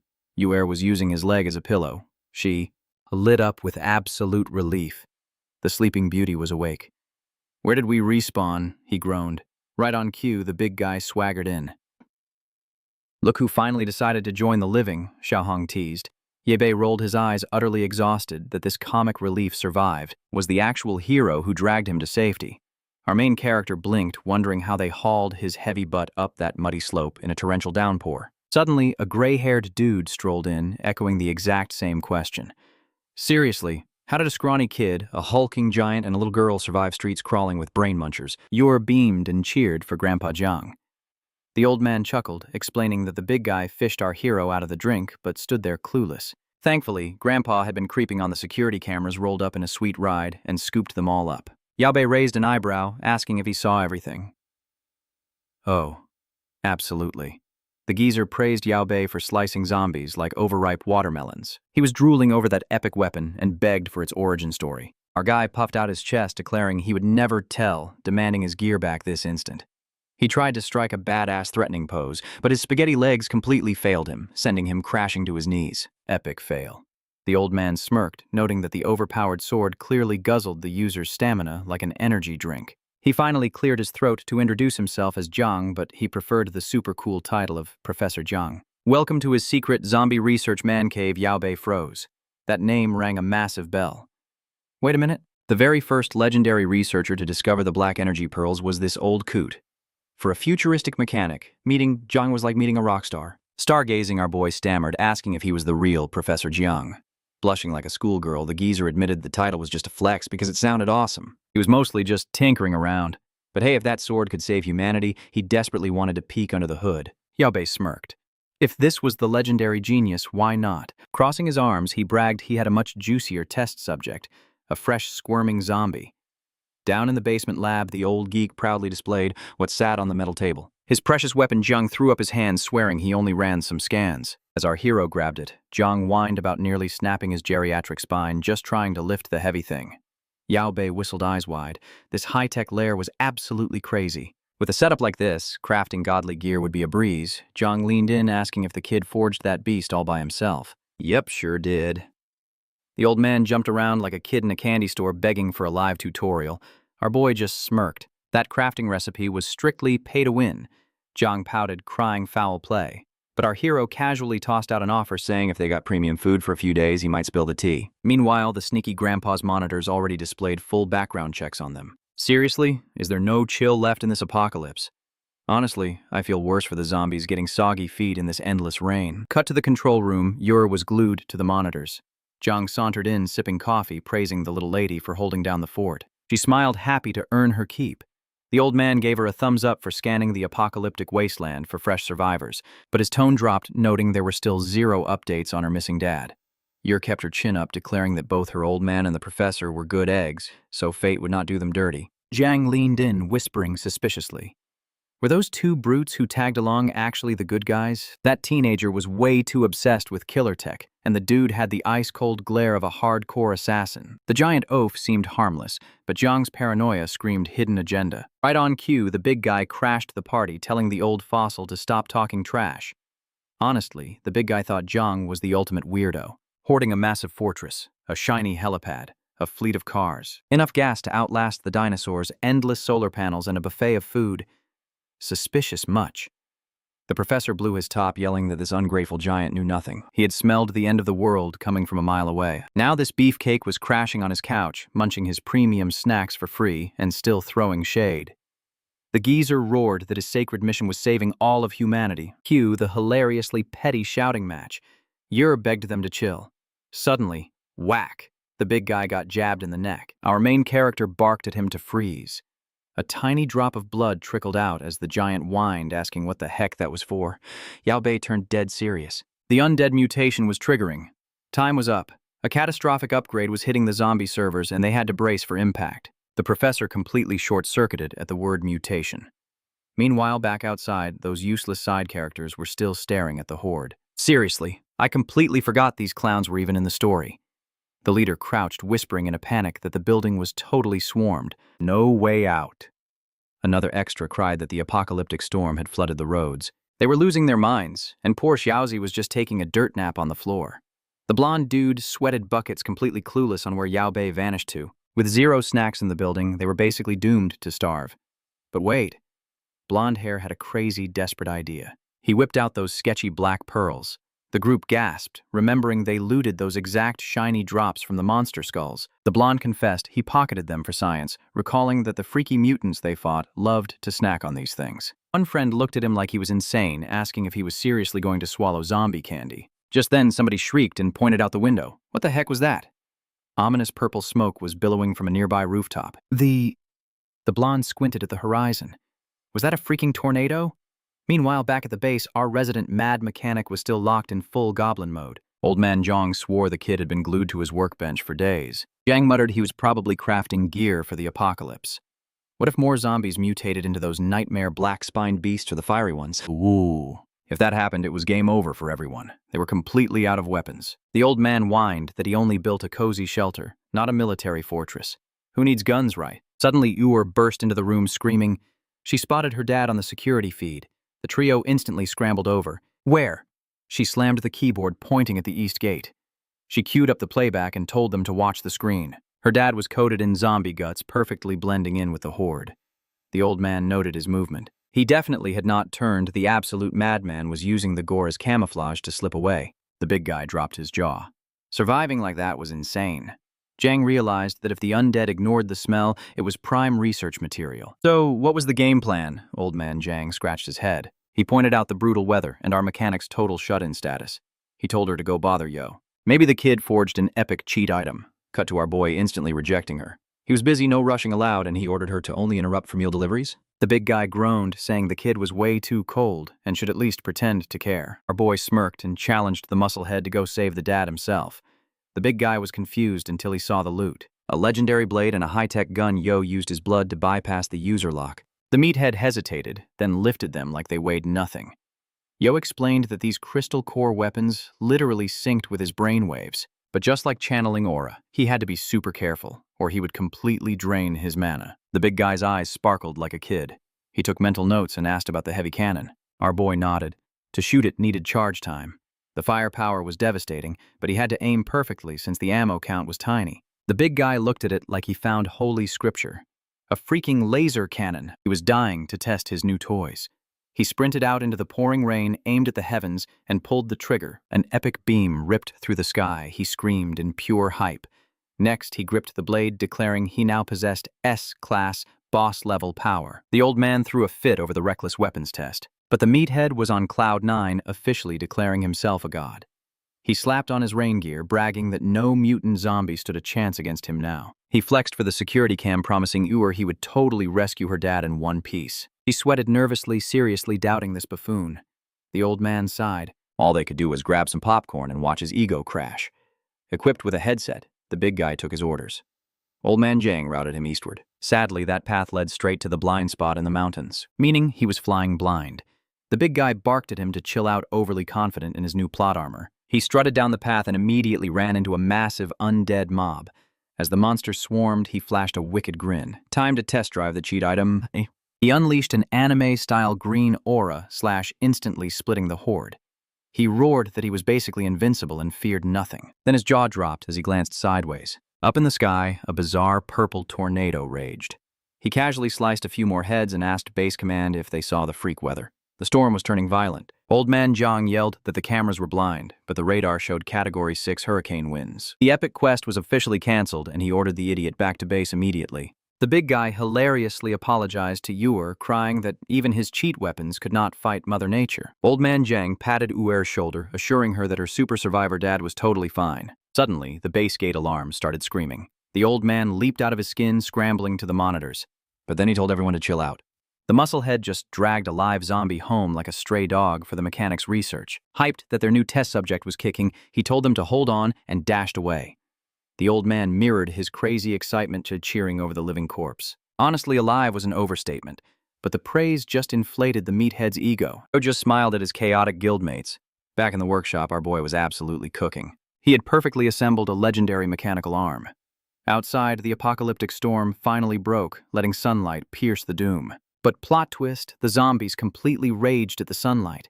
They convulsed, mutated, and evolved right before their eyes. Out of nowhere, the undead turned tomato red and started playing parkour on the rooftops. Meanwhile, an innocent kid was just enjoying the sunshine until a hulking mutant dropped right into her personal space. Her dad heard the terrifying shriek and sprinted over, only for the whole family to become an all-you-can-eat buffet.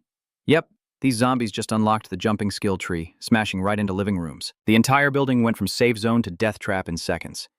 Our favorite school buddies ran for their lives. One dude was one bite away from being an appetizer when whack a zombie took a critical hit to the neck. Then another caught one right in the dome. Enter the albino savior. He whipped out that mysterious pill-locking eyes with his crew. They instantly recognized Fen, the blonde guy who practically drooled over eating that thing earlier. Cut to the streets. A zombie conga line was sprinting in perfect formation. Perched on a rooftop, the villainous Ruoxi posed with her two undead bodyguards. Her minion marveled at the monster's scary, good marching skills. Ruoxi just cackled like a classic villain. After days of total misery, she was dying to confirm they finally tracked down JB's hideout. Wang Shang smirked, saying he was hiding out in a mountain base pretending to be a mad scientist.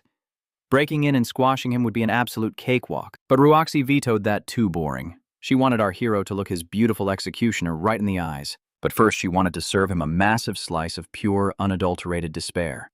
Meanwhile, back at the base, Xiao Hung and Yu were practically out the door when sirens wailed. Xiao Hung flinched. What now? The old man screamed at them to stay put. A boss-level threat was marching right to their front porch. Creepily enough, a massive undead army was organizing a flash mob in the city. And the worst part, the VIP guest list was literally just them. Xiao Hung broke into a cold sweat, asking for numbers. The grandpa gulped at least 1,000. The big guy scowled, asking if they were the only tasty humans left in this zip code.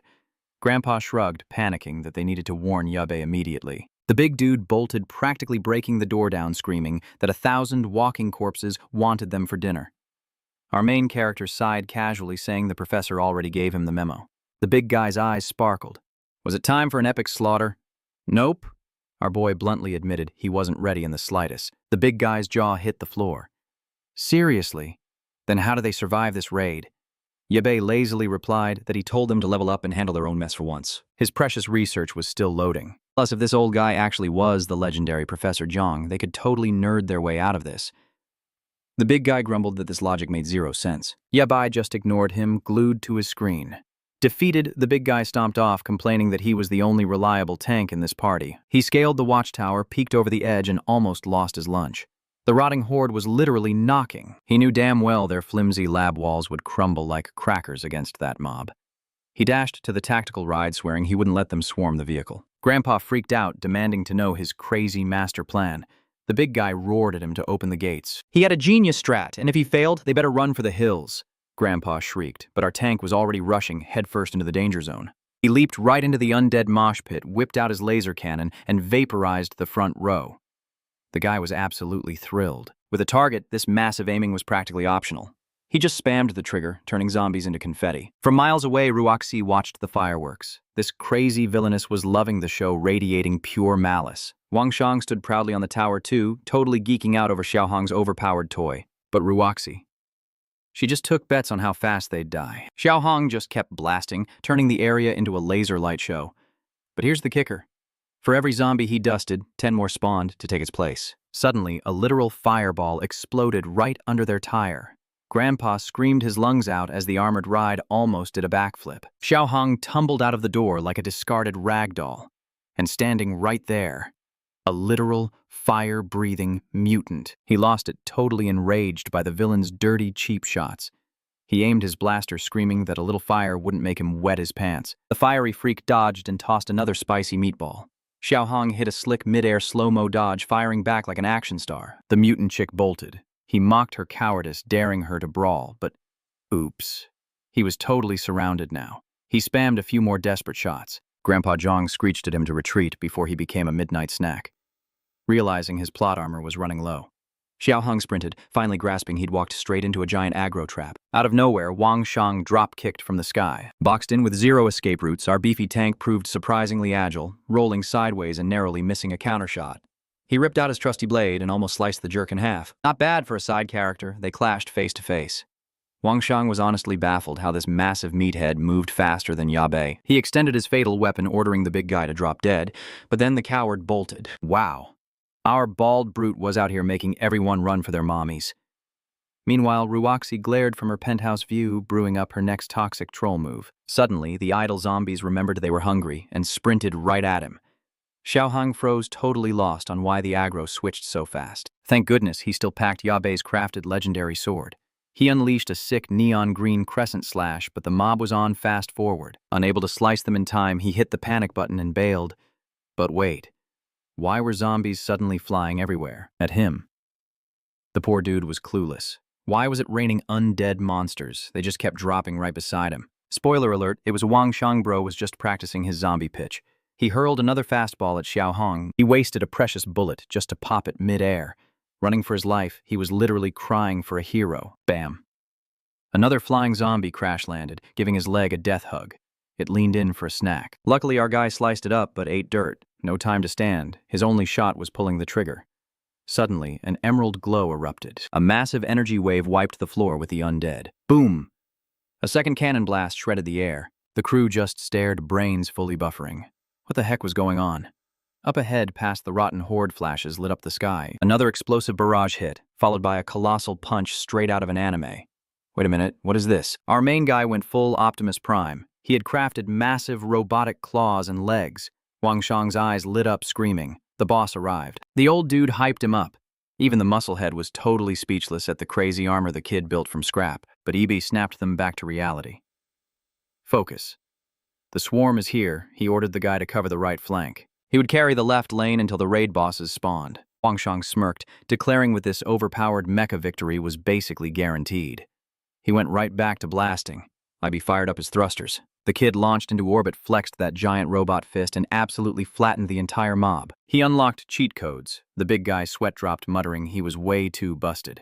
Still farming this massive undead wave meant infinite upgrade pearls. Fully hyped, he jumped back into the grinder. Meanwhile, that toxic stalker Ruchi glared from a distance. Wang Shang nervously gulped, realizing this new power made the MC totally untouchable. She lost her mind, yelling that a tin can suit wouldn't save him. There was 0 chance she'd let it slide. Wham! Another colossal punch turned zombies to mush. A laser beam melted the front line as Grandpa watched, jaw on the floor. He gasped that this tech tree was impossible for their current era. He just couldn't fathom how Ibe turned junkyard trash into a godly Iron Man suit. But here comes the epic plot twist. Ibe casually dropped the lore. The metal was harvested from zombie skulls. The old man blue-screened. Oh, so that is why the kid kept it top secret. He bolted off like a mad scientist, eager to dissect their captive zombie for science. Back outside, Ruchi triggered her minion wave, commanding the horde to dogpile Ibe. The literal earth started to shake. The big guy panicked, screaming about an earthquake. Ibe told him to turn off his brain and smash. Suddenly, Ye Bei sensed red flags. The undead were doing acrobatics toward him. As they closed in, Ruchi clenched her fist and those creeps detonated like bombs. Ibe was totally caught off guard. Ruchi cackled like a maniac, promising a game over. She spammed endless zombie waves, exploding them right in his shiny face. Hold up. Ibe's memories didn't include kamikaze zombies. Wang Shang sweat dropped from the sidelines. Ju mumbled that this was a straight-up boss fight, way beyond their level. He then spilled the tea Ruchi had gobbled down 7 power pearls to unlock this crazy mutation. Her flesh melted and regenerated, fueled by pure toxic hater energy. Joe wondered if eating more loot meant better stats since she gained magic instead of going hollow. But Wang Shang took one look at her gross face and hard passed on that ugly transformation. Ruchi kept spamming her zombie bombs directly at Ye Bei's face. But our pro-gamer MC caught on quick. He whipped around, tanked an explosion, and sniped the control tower. Boom! Aimbot activated. Ruchi scrambled to dodge. Wang Shang screamed, and the clumsy villainess almost plummeted. But she activated float hacks. Then her blood ran cold. Ye Bei teleported into her face with his giant iron fist. He unloaded another blast. She instantly yanked up random zombies as meat shields. A literal wall of undead blocked, but it got vaporized. While she hid behind minions, our boy simply vaulted over the garbage and delivered a heavy hook. She barely dodged.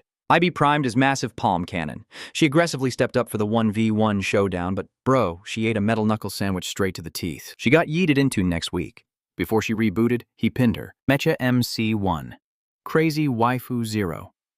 Ye Bei smirked. Surviving a cannon meant she gobbled those pearls.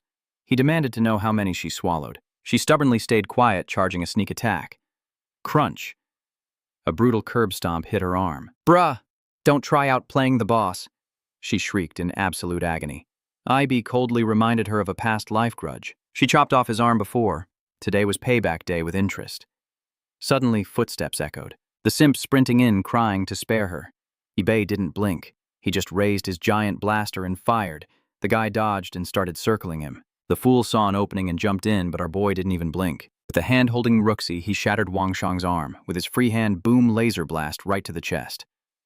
Talk about incredibly bad luck for the loser. He went flying like a ragdoll. Seeing him wrecked and Ruxi easily captured, Joe immediately knew she was totally outmatched. Her only strategy was running for her life. Ruxi was still pinned under the giant mech. Our boy called it crazy. She was basically a mutant VIP chowing down on zombie pearls while keeping her human looks. But he completely understood the threat she posed. To avoid some classic villain revenge plot, he decided to end her right there. Just as he prepared to crush her, the zombie horde suddenly started evolving. Our boy was stunned. How were they hitting rank 1 already? Yao panicked, reporting that endless waves of undead were flooding the lab. The big guy was fighting hard, but the monsters were already breaching the walls and climbing the perimeter. Ruxi burst into maniacal laughter, predicting they would all die and become her loyal zombie minions. Annoyed by her villain speech, he chucked her straight into the horde. Then, powering up his giant mech hand, he unleashed a massive double laser blast. He left her for dead, but come on, we all know Manhwa logic. She definitely has plot armor. Meanwhile, the big guy was having a total meltdown. His gun was clicking empty. His only backup was a sword, and he was completely surrounded on all sides. Suddenly, a rank 1 mutant lunged at his face. He barely raised his blade in time, wondering if this monstrosity was some terrifying new variant. He swung with all his might, but his strike just bounced off, leaving a pathetic scratch. He was sweating bullets. He glanced back to see even more creatures hitting their evolution spikes. The base was swarming, and the nightmare just kept growing. The big guy frantically slashed a mutant and booked it. He had absolutely no clue how to fight these tanks. The sword was basically a butter knife now. These had to be the dreaded rank 1, horrors our boy warned about. Over the comms, our hero kept asking if he was still breathing. Simultaneously, agile freaks vaulted the barricades and charged straight for the science wing, but the crazy professor stayed glued to his microscope completely, ignoring the apocalypse outside. The big guy scrambled to survive, but he couldn't find our main character, totally locked out of the safe zone. Suddenly, our boy swooped in like a discount transformer and grabbed the heavy hitter. Overjoyed, the big guy yelled, asking if he could fly. Our boy smirked, calling it falling with style, then ordered him back to the grind to defend the lab. Taking down these rank 1 beefcakes was going to require way more than a lucky swing, demanding absolute focus. These new monsters were terrifyingly fast. Exhausted, the big guy collapsed on the ground, gasping that he finally had a second to breathe. Our boy leaped atop the main gate, fully charged his epic mech cannon, and literally vaporized the entire mob. But the horrific catch was as he nuked one flank, endless enemies swarmed from the other. The big guy was totally drained, begging the support girl for a water break. Suddenly, he heard a sickening growl nearby and spotted a beast creeping up. It nearly bit his face off before he panicked, grabbed his blade and stabbed it through the chest. Fueled by pure adrenaline, he chokeslammed the monster and violently tore it in half. He went absolutely berserk, bashing it again. The girl casually strolled up with his hydration juice, checking if our exhausted tank was still alive. As she peeked closer, she pointed out this corpse looked super weird. Cracking its skull, they scored a shiny red pearl. Meanwhile, the obsessed professor finally hit the jackpot with his research. Despite looking like a boring rock, it pulsed with a radioactive green light inside its core. The million-dollar question was, did this alien metal turn humans into mutants? Or did turning into a zombie somehow magically craft the metal? He was literally foaming at the mouth to unlock its secrets. Back outside, our overpowered hero was absolutely cleaning house. One punch here, double kill there. With a final casual backhand from his mech, he declared the nightmare was over. He yelled for the big guy to start playing Loot Goblin because the server was officially cleared. Giving a sarcastic thumbs up, his buddy praised the legendary carry. But staring at the mountain of rotting loot, he instantly whined that it would take an eternity to harvest. He looked at our boy and tried bargaining. If he picked up the trash, he demanded his own epic mecha suit as payment. Our hero hit him with a massive, maybe craving a nap above all else. Just then, the old man crashed the party. He demanded our main character spill the absolute truth about those glowing pearls.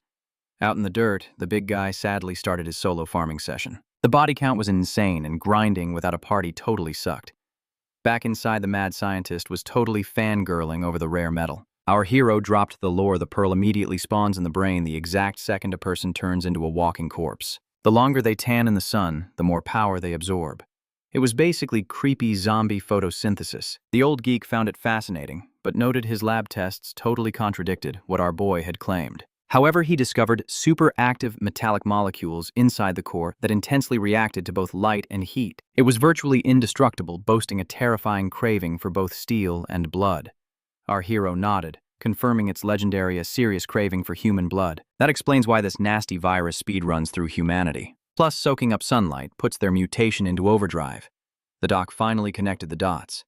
So that is why these daytime walkers just stand around praising the sun. But today they were sprinting like caffeinated track stars. Our boy dropped the bomb. An ability user was pulling their strings. The geezer blinked. Wait, the spiky freak or the pyromaniac chucking fireballs? Nah, our hero smirked. Those two were just basic grunts. The real puppet master was a high-tier mutant classmate named Rue Oxy. The poor professor's brain was practically frying.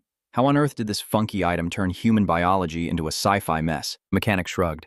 After geeking out on it, the only guaranteed fact was this. Eat the shiny rock turn into a mutant. These ability users were walking disasters. That is exactly why they needed a one-way ticket to the afterlife instantly. The old man was totally sweating bullets. Weird items, crazy mutants, and now zombie power levels. He squinted at our boy. They definitely do not teach this in high school. Spill the tea, kid. Our hero just chuckled. Maybe I will drop the lore later, but it is way more fun if you play detective yourself. Get back to the lab, Doc. The geezer immediately demanded a tour of the new weapons. Exhausted, our boy sighed. Fine, just do not dismantle my precious mecha. I still need that. The old man scurried off like a kid on Christmas. I am crashing. Our hero groaned his battery at 0%. The girl just watched him in silence. She desperately wanted to ask for a dad rescue mission, but the poor guy had been carrying the team all day. So she quietly threw a cozy blanket over his snoring face, holding back tears for her missing dad. Cue the dramatic sunset. Meanwhile, outside, the musclehead was so totally spent he was practically glued to the floor. Man, I wish we had a magical vacuum for these loot drops, he whined. But, plot twist. A creepy shadow was totally stalking him. It was the monster girl. She thought it was game over after the massive horde got wiped out in record time. Her crazy bosses were definitely toast too. Surrender, maybe? Oh, wait. Humans love executing monsters on sight. Bad idea. To make things worse, these shiny new rank 2 zombies were completely feral. They even attacked her demonic self. She blasted her remaining mana, cooking the biters with some spicy flames. But if a second wave spawned, she was absolutely cooked. The only logical survival strategy: munch on more loot drops and level up like crazy. Time to grind. Suddenly, she froze.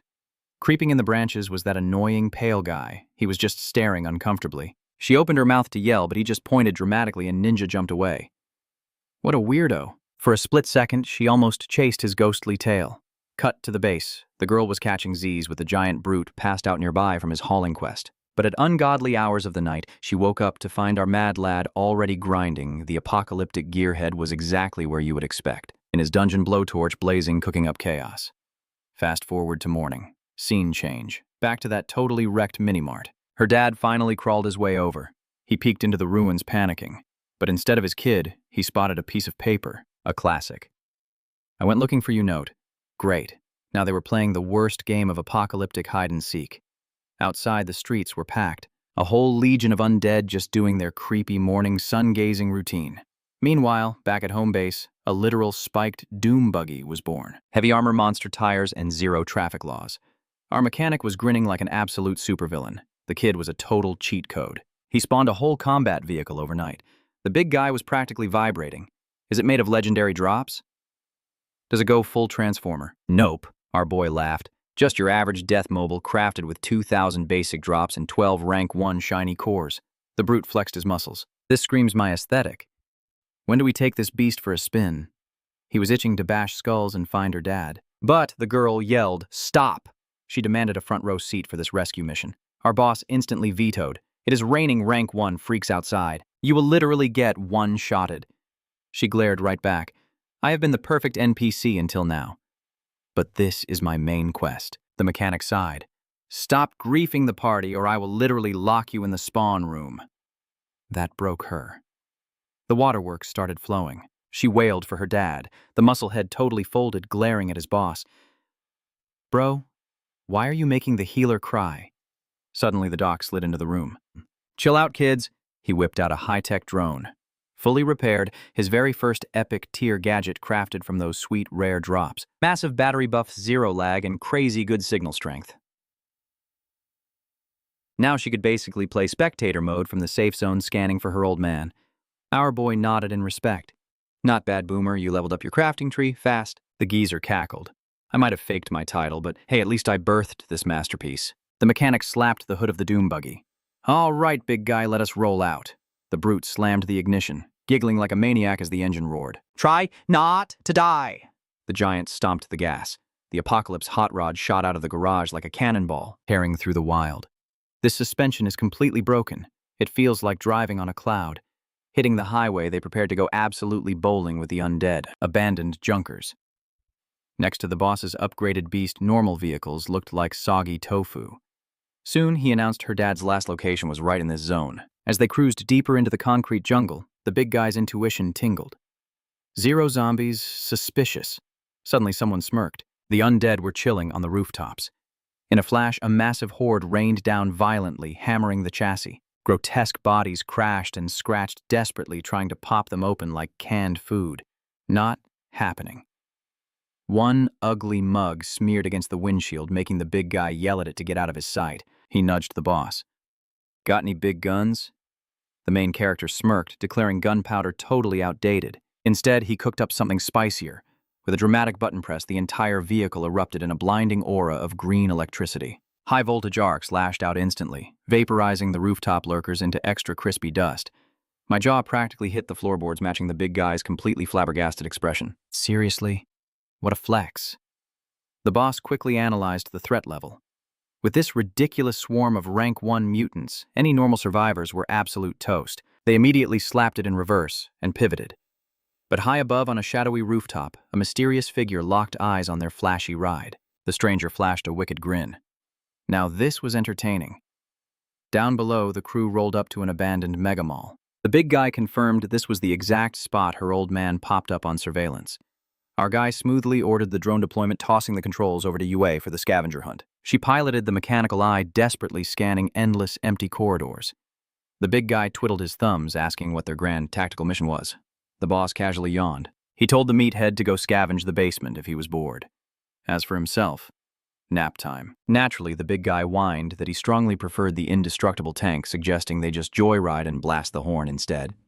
As they cruised down the desolate avenue, Yue suddenly shrieked about an incoming undead welcome committee. The big guy panicked for a microsecond before a maniacal grin spread across his face. Weapon testing time. He mashed the console. Lethal spikes erupted from the tires. Stomping the gas, he turned the vehicle into a giant lawnmower, dicing the horde into zombie sashimi. A second button triggered a blinding laser, literally deleting half the street from existence. Yue shrieked at him to chill out. What if her dad was hiding in one of those vaporized buildings? Sweating bullets, he gingerly tapped a third button, praying for something subtle. Instead, a colossal meat grinder entirely unfolded across the front bumper. As he pureed the first wave of mutants, the system happily chimed in with loot drops. Score. The big guy's ultimate fantasy of an automated grinding machine was finally reality. Overjoyed, he launched over to bear hug the boss. The steering wheel jerked wildly. Yue watched in sheer bewilderment. Inside the cabin, the clumsy giant had already violently bonked his forehead 5 times. Suddenly, Yue let out a blood-curdling gasp. She spotted her dad's familiar ride. Hovering 500 meters out, she quickly beamed the visual feed to the dash. The boss calmly told her to breathe. They would absolutely track down her old man, but the footage was grim. The vehicle was completely totaled, windshield shattered into a spiderweb. Panic choked her throat. Had he been ambushed while scavenging for their survival? The main character directed her to sweep the perimeter for any hidden SOS signals. He couldn't have vanished entirely. Still, Yue spiraled into a total meltdown. She frantically mumbled his name over and over. Without warning, her eyes rolled back and she violently face-planted right onto the glowing keyboard. The old professor scrambled toward her, completely baffled by her sudden system crash. Cutting to a bit later, the boss slammed on the brakes and parked the armored beast. He immediately demanded a medical update from the doc. The old man sighed heavily. She had completely blacked out and her chronic condition was aggressively spiraling. Her obsessive quest to rescue her dad made her entirely skip her life-saving meds. By pure luck, the professor had a secret emergency stash, but playing physician was definitely out of his academic wheelhouse. Plus, booking a specialist during a zombie apocalypse, impossible odds. He urgently told the crew to raid the city hospital for better drugs, while he manually kept her grim reaper at bay. Right on cue, the big guy stomped back onto the scene. He shook his head, absolutely zero clues or dramatic farewell notes left in the wreckage. But the weirdest part, the insane mountain of premium loot her dad casually abandoned. Following that nasty collision, the guy must have hit the sprint button and bolted. Oh, and the brute found one more shiny prize. Sketchy unmarked black boxes completely devoid of any corporate branding, stuffed to the brim with super suspicious pills. The boss stroked his chin. Could this be the exact medicine they needed? They decided to inspect them thoroughly later. Gunning the engine, they peeled out toward the medical district. The professor volunteered to babysit the unconscious girl, effectively tapping out of the remote drone duty. Up in the front seat, the big guy looked like a kicked puppy after discovering Yue was secretly battling terminal leukemia. The puzzle pieces finally clicked. No wonder the boss initially barred her from this deadly raid. He instantly fired up a passionate speech about stealing the meds, but the main character coldly ordered him to zip his lips and just floor it to the pharmacy. In his mind, the main character knew a dark truth. Within exactly 2 years, this entire city's resources would be totally stripped. It was destined to become a cursed, barren wasteland. Even scarier, the timeline was aggressively accelerating. Doubt crept in. What if his regression cheat code wasn't enough to rewrite their tragic destiny? Honestly, part of him wondered if a quick exit was a kinder fate than dragging her through this hellish, rotting apocalypse. Meanwhile, a drastic scene change. A mysterious shadow plunged a glowing syringe straight into Zhu's arm. Instantly, her mangled flesh visibly stitched itself back together. She blinked in pure disbelief at the absolute cheat-level healing magic. Even her signature fiery aura roared back to life. A smug blonde dude in a slick fedora tipped his brim, genuinely impressed by her explosive elemental stats. Zhao muttered a cautious thanks, immediately questioning which underground guild he represented. Striking a dramatic savior-like pose, the blonde grinned and declared his syndicate exclusively headhunted, awakened ability users. Their ultimate endgame, constructing an absolute utopia strictly reserved for the overpowered elite of this broken world. Narrowing her eyes, Zhu asked if Pretty Boy was rocking superpowers too. He smirked, confirming his awakened status, boasting that their ranks were absolutely stacked with top-tier talent. Desperate, she asked if it was truly possible to avoid mutating and keep a flawless human form like his. Bingo. He nodded confidently. His faction held the ultimate cure, and they could finally relax in this twisted new world. Meanwhile, outside this creepy hospital, our big guy stood near the entrance. A glaring graffiti tag screamed, "Private Turf Scram." He turned to our main character, noting the place was totally occupied. So, what was the play? Ye Bei went full Optimus Prime, declaring this strategic zone was meant to be hostile. Ignoring the warnings, he simply smashed the doors open. The big guy found it suspiciously quiet inside. Death threats were painted on every wall. Ye Bei just ordered his team to sweep the area and keep their comms open. Creeping down the hall, the big guy grumbled that this was his second most hated place on Earth. He loathed that nasty clinic smell. But wait, he gave the air a sniff. In an apocalypse, who even uses bleach anymore? Weirdly enough, the air actually smelled like a fresh fruit basket. Boom! His vision blurred and he face-planted hard. Ye Bei yelled through the mic, "Dead silence." Our boy narrowed his eyes, sensing a trap. Suddenly, weird gas leaked from the ceiling. Ye Bei caught a whiff and instantly knew it was toxic. But our mecha boss was ready. Mask on, iron fist activated, he literally blew up the duct. He yelled to evacuate, realizing it was a massive setup. Out of nowhere, a shadow popped up beside him. Our boy swung a lethal punch, stopping just a hair away from the doctor's face. Totally unfazed, she poked his armor and gasped at his epic mecha suit. Did you craft this with zombie cores? She beamed, begging to meet the legendary mechanic behind it. Ye Bei tried to gauge her power level, demanding her name. She struck a pose as Tong Tong, the self-proclaimed sweet genius Dr. Ye Bei, interrogated her about the toxic gas and her core consumption. She casually admitted to gassing intruders for fun, but playfully dodged the mutant core question. Ye Bei sighed, asking if she was running solo. Calling herself the lonely princess of this spooky castle, she asked if the handsome demon king had come to kidnap her. Annoyed, Ye Bei asked if she feared death. The crazy chick smirked, calling death as sweet as candy. Dying for her quirky passions was a dream, apparently. Our boy seriously questioned her sanity. He pressed her on this whole genius title. With a twisted grin, she declared herself a master of deadly viruses. Bingo! Our boss's eyes lit up immediately, grilling her on zombie core data and her toxic experiments. But Little Miss Genius hated pop quizzes. She pouted, calling him a total buzzkill who only asked boring questions. She demanded the mecha creator's identity first as ransom for her secrets. Our boss paused, playing his cards right. He baited her with an exclusive VIP tour to his secret research lab. Her eyes sparkled, but she demanded one tiny, absolute favor first. Suddenly, cut to a blazing desert road, a random car parked in the absolute boondocks. Someone yelled for Hakon over the radio, demanding their location. A girl snapped back, complaining about flakes and broken promises, asking if Xiao had shown up yet. Meanwhile, the dude on the bike, clearly Xiao, dropped a massive death flag saying they'd marry after this mission. The squad groaned, telling him to pause the cringe romance during a raid. Suddenly, a massive truck roared toward them. Hyped up, the trio cheered that Xiao's master plan was actually working. The beastly truck zoomed past and they waited for the green light. But someone panicked. Where was the signal plot twist? Poor Hakon just got completely flattened by the truck. Xiao hilariously tried to nope right out of there, screaming that the vibes were cursed. Then a rival car boxed them and panic set in as he realized they were totally busted. Gasp. The big guy jolted awake in a cold sweat. Just a bizarre, feverish dream from the knockout gas. The crazy doctor was smirking down at him while Ye Bei sarcastically asked if he enjoyed his nap. Blinking through the brain fog, the crazy doc just giggled like a maniac.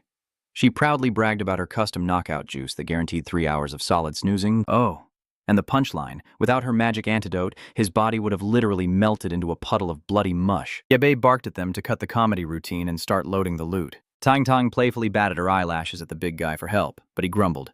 Instant mood swing. Her cute face turned demonic, threatening to pickle him in a specimen jar. Terrified, our big guy practically flew to grab the heavy boxes. Instantly sweet again, she thanked him, praising his gentlemanly manners. Meanwhile, Ye Bei was connecting the dots. He distinctly remembered that fruity sweet toxin from his past life's timeline. In the brutal future wars, terrifying gas like this was the ultimate anti-zombie weapon. If this crazy chick was the original mastermind behind it all, she was an absolute goldmine that he had to recruit and level up. Honestly, he'd rather die than let a rival faction snatch her. Fast forward, the squad finally packed the entire stash. Their ride was basically a clown car for loot. Tang Tang squealed that the setup was super cute looking, just like it popped out of an anime. A pearl accessory. Totally fits her delusional princess vibe. The big guy sweated buckets, asking if bringing this lunatic along was a survivable idea. Ye Bei just shrugged. Crazy or not, her medical genius was their golden ticket. Suddenly, an ominous shadow fell. Boom. A mutated nightmare dropped onto the roof. Picture a lion, but mashed up with a dozen blinking eyes. Pure nightmare fuel. The beast took one look at our trio and practically needed a bib. It roared while the big guy panicked, guessing it was a botched ability user. Or maybe a super zombie Ye Bei barked at them to shut up and get in the ride. The giant furball pounced, but our main character didn't flinch. He whipped out his prime mecha gear and delivered a knuckle sandwich straight to its ugly mug. The beast crashed down hard. With the engine roaring to life, Ye Bei literally wrestled the monster barehanded. He yelled at his crew to secure the crazy dock at the base. Leave the pest control to him. He smashed a heavy fist into its spine, followed by a blistering laser blast. Meanwhile, safely inside the armored car, the big guy was freaking out over the creature's massive size. Tang Tang just yawned, casually mentioning this mega mutt had been stalking the clinic for ages. Hence the lack of visitors. Xiao Hong practically lost his mind, screaming at her for keeping this giant detail a secret. The doctor blinked with genuine innocence.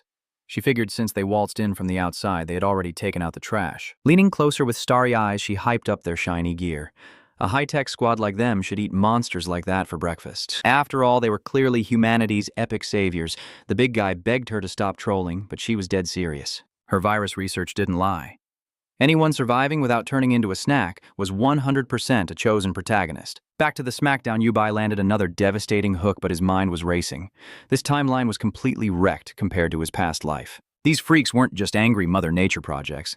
This was hardcore bioengineering mixed with the zombie plague, Tech that definitely shouldn't exist in this era.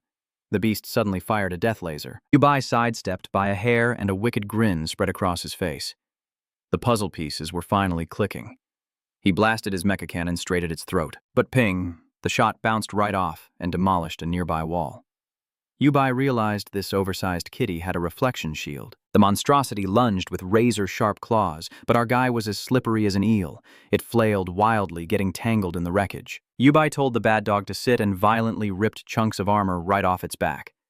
Talk about aggressive obedience, training. The mutant flopped down completely out of gas. It spat one last desperate beam, but Ye Bei swatted it away like a pesky mosquito. He mocked its pathetic final struggle. Game over. Firing his thrusters, he became a human meteor. He grabbed its ugly head and repeatedly introduced it to the concrete. Bam, bam. Our boy does not hold back on the brutality. Digging through the gory mess, he looted a massive beast core, tossing the shiny prize in the air. He knew this power-up would make his life a whole lot easier once assimilated. High above, a mysterious blonde dude munched on invisible popcorn watching the entire bloodbath. He sighed, realizing that this overpowered freak was going to be a massive headache. Ye Bei tapped his comms, trying to reach his crew. Static. The getaway car was already miles out of range. Time to fly solo. Igniting his mecha thrusters, he zoomed into the sky. But as he cruised past the skyscrapers, he locked eyes with the blonde stalker on the roof. The stranger gave a polite little wave. Nice to meet you. Ye Bei's response. Zero hesitation. He just aimed his cannon and blew the guy to absolute smithereens. Hilarious. But pop. The blonde reappeared next door, complaining about the unprovoked murder. Was our main character a hater? Ye Bei answered by launching another explosive straight at his face. The blonde sighed, swearing he came in peace. Blink. He teleported directly onto Ye Bei's mecha arm, claiming he was just the local mailman. Ye Bei immediately squeezed his fist, crushing the guy like an empty soda can. From inside the deadly grip, the blonde chirped that he didn't mind the tight hug. He smoothly introduced himself as Songbin, extending a VIP invite to the Northern District. Ye Bei just squeezed harder, trying to pop him like a pimple. Songbin cheekily added he wanted the crazy doctor girl. But when Ye Bei checked his fist, poof, just an empty shell, a substitution ability, not a lethal threat, but annoying enough to make anyone rage quit. The craziest part, the legendary villain group was already active. Ye Bei rubbed his temples. He hated doing the math, but the worst-case scenario was here. And the absolute dumbest part. This evil syndicate was literally named the Secret Organization. Minus 10 points for creativity. Still, in 50 years, these naming-challenged nerds would rule the apocalypse. Their master plan. An ability user supremacy. That mutated kitty cat was definitely their science project, meaning they had been stalking him. Their early timeline debut made 0 sense. Unless our boy wasn't the only time-traveling regressor on the block. Back at the secret base, the apocalyptic Batmobile parked smoothly. Tang Tang looked around, completely underwhelmed by the hidden lair that birthed a giant mecha. The big guy scoffed, amazed by the sheer audacity of this woman walking into a strange hideout. She tapped her head. Women's intuition, obviously. She immediately started bossing Xiaohang around, ready to slice into her new test subjects. For you, the old man popped up, thrilled. They actually scored a real doctor. Tang Tang marched right up, dead serious, and asked if he was the legendary professor behind the mecha, and that tricked-out ride. Before he could blink, she proudly declared she already knew it was him. She had crossed the wasteland just for his wisdom. The doctor noted his hobo-chic fashion sense, confirming he was clearly a crazy mad scientist. Grandpa Zhang stood there buffering. Where on earth did Ye Bei pick up this delusional girl? But wait, he did recognize the name. Professor Tang. She was an absolute prodigy, a young genius with a PhD in viruses. Blushing like a totally normal fangirl, she squeaked. She was honored. She was totally flustered. The old man just marveled that this squishy nerd hadn't been eaten yet. Snapping back to reality, she told him to cut the small talk. She was here to unlock the secrets of the pearls. He was genuinely hyped. She even had one, praising her to the heavens, thinking it was wild that she had designed the mecha and the car. She proudly called the material black gold, asking if his big brain coined that edgy name. Now, Grandpa Sang started sweating bullets? Should he confess he didn't build jack squat? Especially since this so-called genius knew literally less than he did. Plus, Ye Bei wanted to keep his overpowered toys a secret. Faking it like a pro, he threw his arms wide and declared they could definitely team up. He bluffed about making groundbreaking discoveries, but demanded a tiny favor first. Boom! The scene shifts to the med bay where poor Yuri is stuck in bed. After a tense checkup, Tang stepped out. The old man anxiously asked how the kid was holding up. Tang whipped off her mask with dramatic flair. Is she your actual granddaughter? The old man sighed. Not by blood, but in his heart she absolutely was. Tang held up 3 fingers. The old man gasped. Does that mean she is going to be fine? Tang bluntly said. Nope. Panic mode engaged, he prayed. 3 years left. Tang shot him down instantly. 3 months, Grandpa. She had watched plenty of people drop dead from this exact virus, and honestly thought Yuri surviving this long was a glitch in the Matrix. Her body would reject any standard medical treatment in its current state. The absolute worst part, science was out of options. The old man choked back tears, asking if she expected him to just casually watch his little girl die. Tang smirked. Maybe we can use that weird stuff. Later on, Yuri finally fluttered her eyes open. She totally eavesdropped on the old man outside. He was freaking out, asking if they were seriously feeding her that sketchy medicine. Tang calmly replied it wasn't exactly a snack. She was plotting to use the black gold material to brew up a miracle cure. Her lab tests showed this crazy alien rock emitted an energy wave that literally forced dead cells to regenerate. The old man gulped. So that is why some crazy fools swallowed it and mutated into freaks. Tang just blinked. What kind of absolute moron eats glowing space rocks? The old man's sweat dropped, admitting he had personally seen 2 guys eat it and gain insane, overpowered stats. Tang went dead silent. Then she roasted them, saying aside from a 100% guaranteed agonizing death, there were 0 health benefits. She snapped her fingers, telling him to focus on the actual crisis. They had to synthesize a safe drug from this rock to save the girl. The clock was violently ticking down, and they desperately needed to make sure their cute patient didn't mutate into a flesh-eating monster. Meanwhile, the massive big guy finally finished organizing his precious loot. Staring at the junk, he scratched his giant head, wondering why women loved this useless, shiny stuff. Tang strolled in and thanked the gentle giant. He instantly asked if Yuri's terminal illness could actually be cured. Tang adjusted her glasses. With a little genius, maybe. He announced he would go check on Ye Bei, but she waved him off. That overpowered freak was definitely having the time of his life. As he turned to bounce, she grilled him about the search for Yuri's missing dad. He grunted that the hunt was on.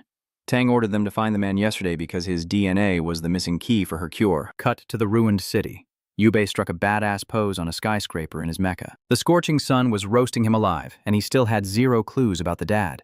Thirsty as heck, he flew around hunting for a drink until he locked onto an abandoned shopping mall and crashed the party. He literally smashed his giant robot right through the glass roof, landing perfectly in front of an indoor pool on, yes, drinkable. Absolutely disgusting. Suddenly, a super creepy noise echoed through the mall. Whoosh, something insanely fast zipped right past his mecha. He whipped his metal titan around and blasted a plasma laser. Pow, out of the shadows, a terrifying monstrosity exploded through the concrete wall and lunged straight at his cockpit. The beast was an absolute unit, but luckily so were the mecha's giant metal fists. Ye Bei glared at this ugly new boss mob, raised his mechanical arm to unleash another laser, but bam! The creature casually swatted a giant robot away. He crashed violently into the mall wall. Cursing the overpowered bugger, he fired again, but the freak casually dodged the speed of light and flanked him hard. Ye Bei threw a massive right hook. Swish. Too slow. The beast slipped right past his giant knuckles. It landed a brutal counter, but Ye Bei is the main character. He grabbed its ugly mug, yanked it sideways, and body-slammed it into the tiles. He charged the laser again and blasted it right in the neck. The monster collapsed, and a literal human woman crawled out from inside it. Wait, since when were these ugly beasts packing waifus and laser beams? Ye Bei totally froze his brain, short-circuiting. Meanwhile, back on the boring streets, the big guy was helplessly wandering around looking for our hero. He had 0 luck until a high-tech drone buzzed into the sky. It was Yuri. Her tiny voice asked if they were still wandering outside. He gently ordered the sick girl to go back to bed and let the strong guys handle the heavy lifting, but she stubbornly pouted, saying she couldn't sleep and playing support class made her feel alive. Giving up, he sighed and said fine, but warned her not to burn through her 1 remaining HP. She happily revved up the drone cameras and scanned the grid. Boom!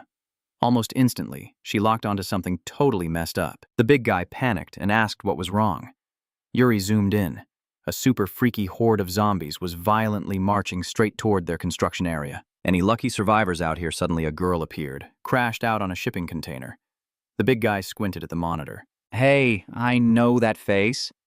Wait, how it turns out she was former hostage material who pulled a vanishing act a while back. Yob declared a rescue mission. The big guy smashed the murder claw button. Bam! He turned the undead horde into absolute mincemeat.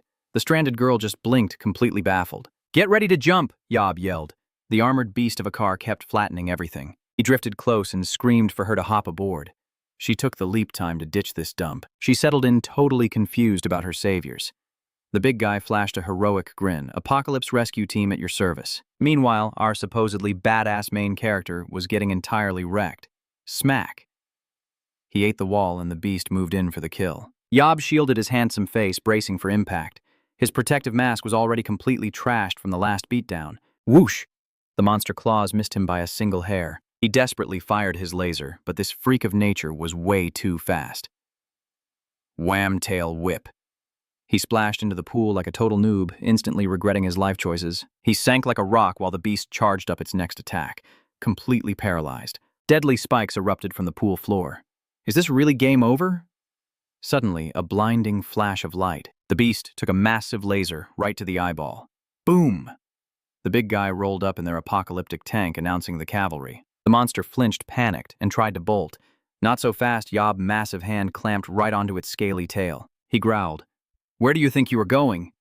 He dragged the beast backward, delivered a bone-crushing hook and yelled, if this ugly thing even blinks at me, melt it. The big guy gave a solid thumbs up. Before the creature could even twitch, Yob blasted a point-blank laser into its gut. The monster completely folded. He violently gripped its face. Talk. What is a mutant doing in my territory? Did those corporate lab rats send you to assassinate me? The beast just glared. Speak up or I will pop your skull like a grape. It only flinched when he dropped the name of the shadowy syndicate. Suddenly, Lena panicked, begging never to be dragged back to that hellhole. The big guy scratched his head, wondering how this poor girl got mixed up in mutant business. Just then, the beaten monster locked eyes with the passenger. It weakly gasped out Lena name. Yob threatened to end it right there if it moved. Lena leaped from the vehicle, trembling. Is that really you, Annie? Pinned beneath Yob iron grip, the beast just kept sobbing her name. The big guy awkwardly whispered, Hey boss, pretty sure that is another human twisted by the dark matter. Lena rushed forward, heartbroken. Sister, what on earth happened to you? The mutant whimpered about horrific syndicate experiments. The endless mind-shattering agony was impossible to describe. Yob, playing the ruthless anti-hero, told Lena to step back. Let me put it out of its misery. Lena desperately shielded the beast. Mutant or not, that is family. The drone, Yura, hovered into the crossfire. Stand down, boss, Yob glared. Move toaster, or I will scrap you into spare parts. Yura pleaded for mercy, citing their tragic, tear-jerking reunion. But our edgy protagonist was not having it. He argued that mutant brains were ticking time bombs. Letting it live was basically suicide. Still, Lena refused to budge an inch, weeping over her monster sibling. Yura begged him to just chill out and let them talk. Yob fiercely pointed out that this exact creature had just tried to use him as a chew toy. No way it survives. Then the big guy chimed in with flawless logic. Hey, you should actually thank her. If she had not distracted you, we would not have arrived in time, totally defeated by logic. Yob sighed. He dropped the monster in pure frustration. You are all absolute morons, he muttered. The creature stood up cautiously, asking, Are you syndicate lapdogs? Yura chirped back cheerfully. Nope, we are just your friendly neighborhood apocalypse survival crew. Annie explained her tragic backstory. After mutating, she broke out, but the evil scientists unleashed massive hellhounds to track her down. Yura tilted her camera. Then why try to eat our grumpy boss? Annie nervously admitted she thought his edgy vibe screamed secret evil agent. She nuzzled up to Lena, crying tears of joy. Seeing you safe is everything. I swear I am not a killer. Yura beeped happily. Boom. Problem solved. Why not join our crazy squad? We are literally researching the undead right now, and your mutant specs could be totally useful. Lena wiped her tears. Can we really stay together? Yura flashed a digital smiley face. Absolutely. Helping people is our jam. One tiny issue, though. A massive mutant sister definitely does not fit in the back seat.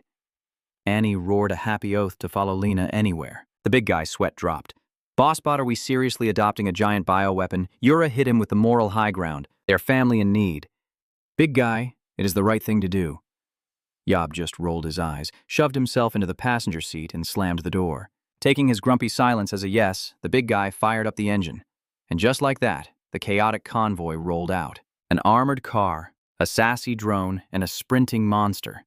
The big guy checked his mirror, completely blown away that the giant mutant could easily match their highway speed. Base camp secured, but the dock and tank completely froze, staring wide-eyed at the massive beast. What in the world is that? They panicked. Cue Lena casually dropping her intro. She fled south when the apocalypse hit. And boom, little Annie popped right out of the monster's head. Lena dropped the tragic backstory. Annie was an illegal lab rat for some shady organization. The doc's face went ghost white hearing that name. Meanwhile, Tang Shi completely ignored the danger. "Oh my gosh, she's so cute," she cooed. Using her best baby voice, Tang crept closer. "Do not be scared, let Annie give you a little pat." Tang reached out, but the giant monster noped right out of there and belly flopped into the pool. Tang pouted. "Was it shy?" The big guy asked the real question. "Hold up. How did two girls survive the zombie wasteland without snacks?" Lena shrugged. A mysterious dude had been their tour guide helping them dodge the undead buffet. Then poof, he vanished. The big guy leaned in, totally hooked. "Who is this crazy survival legend?" "He gave us zombie gut fashion," Lena explained. "He said wearing their guts masks the living scent. Gross, but genius." The big guy's brain finally connected the dots. Wait, could that be Yu's missing dad? Right on cue, Yu stepped up. "Did he have short hair? Was his name Yao Hyang?" Lena nodded, realizing this was the runaway girl. Yu's expression totally shattered. "That's my dad." And bam, she fainted dead away. Tang caught her mid-fall. "Girl, why did you ditch the hospital anyway?" The big guy whipped around to Ye Bei. "Bro, what are we waiting for? Let us go save the dad." "Chill," Ye Bei said. "Nighttime is a death sentence out there. I need to upgrade my mecha suit first." That is when the old doc snapped. "Time for the truth. Ye Bei, you act like you hold the script to this apocalypse." "Why all the secrets? What is the worst that could happen?" The big guy crossed his arms. "Yeah, man, spill it." "If you die, we are all screwed," the big guy added. Ye Bei sighed dramatically. "Fine, grab your popcorn. I'm a time traveler from 50 years in the future." The big guy's jaw dropped. "I knew it. You are the main character." The doc looked like his brain just short-circuited. "Time travel, is this a sci-fi manga now?" Tang gasped. "Wait, humanity actually survives another 50 years. Ye Bei nodded solemnly. "It all started with that alien pearl, the thing that ruined our world but also gave us crazy future tech. Scientists figured out how to upload consciousness back in time, but there was a major catch. You had to be near the pearl's activation zone." The old man looked absolutely terrified by the science. "That is how I respawned on day 1 of the virus. I could not travel any further back than that. After 50 years of testing, Earth had nothing like it, which means it is 100% alien." The big guy slapped his forehead. "Aliens, I called it." Ye Bei frowned. "Yeah, and they pretty much won. In 50 years, Earth's population drops below 10 million, and every single day is a battle royale just to breathe. So they picked me to hit the reset button." Now it all made sense. The big guy finally understood why Ye Bei was such a loot goblin for those materials. "Wait," the big guy asked. "How old are you really?" "Mentally, around 70, Ye Bei casually dropped. "But my respawn point is always my school desk on day 1. But plot twist changing the timeline is ridiculously hard." The big guy stared at him like he was a god. "Bro, you need your own webtoon," the big guy muttered. Tang leaned in, her eyes sparkling. "Were we besties in the future too? Honestly, no idea, but I hope so." Ye Bei smiled. Little Yao looked totally confused. Why is Grandpa Ye Bei talking like that? Is the game getting harder? Ye Bei locked eyes with Tang. "The virus is leveling up. You have noticed, right?" Tang nodded grimly. "The fact that we are breathing is a miracle, because the zombie virus is not from bites. It is airborne." Everyone jumped out of their skins. "Airborne? How are we not eating brains right now?" "That is why you guys are my ultra-rare squad," Tang smirked. "You have natural antibodies against the air strain, but a direct bite will still turn you." Ye Bei dropped the final nuke. "Actually, we are all already infected. Eventually, we will all turn into zombies anyway. Immune to the air just means we are dying slower." The big guy lost it. "You kept that a secret," Ye Bei sighed. "I needed proof for my next theory. A future guild called the Black Order is speed-running the virus evolution." Meanwhile, the camera pans to Zhao. Plot twist of the century. Ju is actually a dude. My entire life was a lie. But hey, he finally reverted to his original self. I genuinely thought Blondie was scamming him. Ju flashed a dazzling grin, officially claiming his spot in our chaotic squad. The guy was hyped out of his mind, hyping up our awesomeness. Meanwhile, some mysterious white-haired chick was creeping on us through the glass. Back to Yabi, who dropped a massive bombshell. In this totally messed up timeline, the monster mutation speedrun had officially begun. The very first zombie upgrade wasn't scheduled for weeks, but the apocalypse clearly skipped the tutorial. Plus, he just bumped into some nasty psychic freaks today. Literal pets of the infamous Black Order. His theory: time-traveling agents crashing our party. The big guy scratched his head, asking why this Black Order had infinite cheat codes and legendary loot but zero interest in playing the hero. Ye Bei sighed, explaining that these edgelords genuinely believed superpowers were fate's VIP ticket. Their grand master plan: delete normal humans and keep only the superpowered cool kids. Tang grimaced hard. Talk about supreme 8th grader syndrome. Suddenly, the old man had a light bulb moment. He mentioned that the sketchy black box contained some super sauce pills. After running tests, he found the exact same funky ingredients. It screamed evil catalyst energy, basically a giant red flag pointing straight at the Black Order. Ye Bei guessed they were pulling a classic villain move, spiking the city's tap water with their nasty virus to speedrun the apocalypse. The big guy chimed in, noting that Yura's dad had a trunk packed with that exact same cursed loot. Was her old man a secret cultist? Ye Bei waved it off for later. Right now, the absolute brutal truth was painfully obvious. If the Black Order stays breathing, humanity gets a game over. He slapped down a blueprint, mapping out some epic base upgrades so they wouldn't get instantly wiped in a raid. Then he ordered Tang to keep playing nurse for Yura. Tang randomly asked if Ye Bei was actually the kid's biological brother. Ye Bei raised an eyebrow, wondering if that mattered. Tang shrugged, claiming it was purely for nerdy medical science. He totally shot that theory down, then booted the big guy back to help Tang and the old geezer prep the ultimate defense. Meanwhile, Yura groggily rebooted from her nap.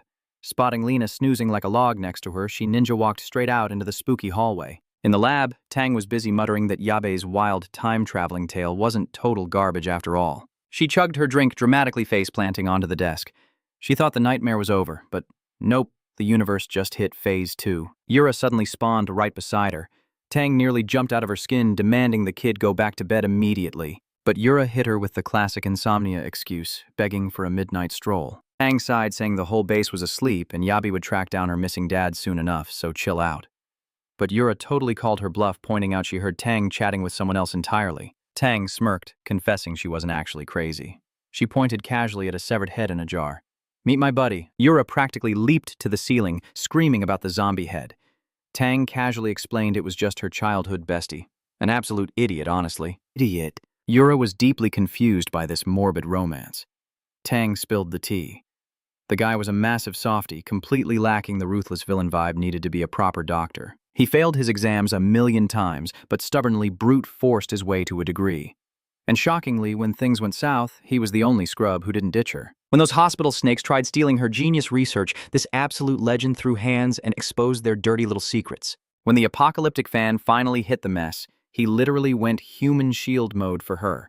Even while painfully mutating into a flesh-eating monster, he stayed absolutely loyal. Sadly, the guy got reduced to a tragic meat jigsaw puzzle. She could barely figure out which bloody chunk was which. But like a true mad scientist, she bagged him up, betting on some overpowered future tech to glue him back together, like a shiny new action figure. Then she busted out laughing, calling it a prank.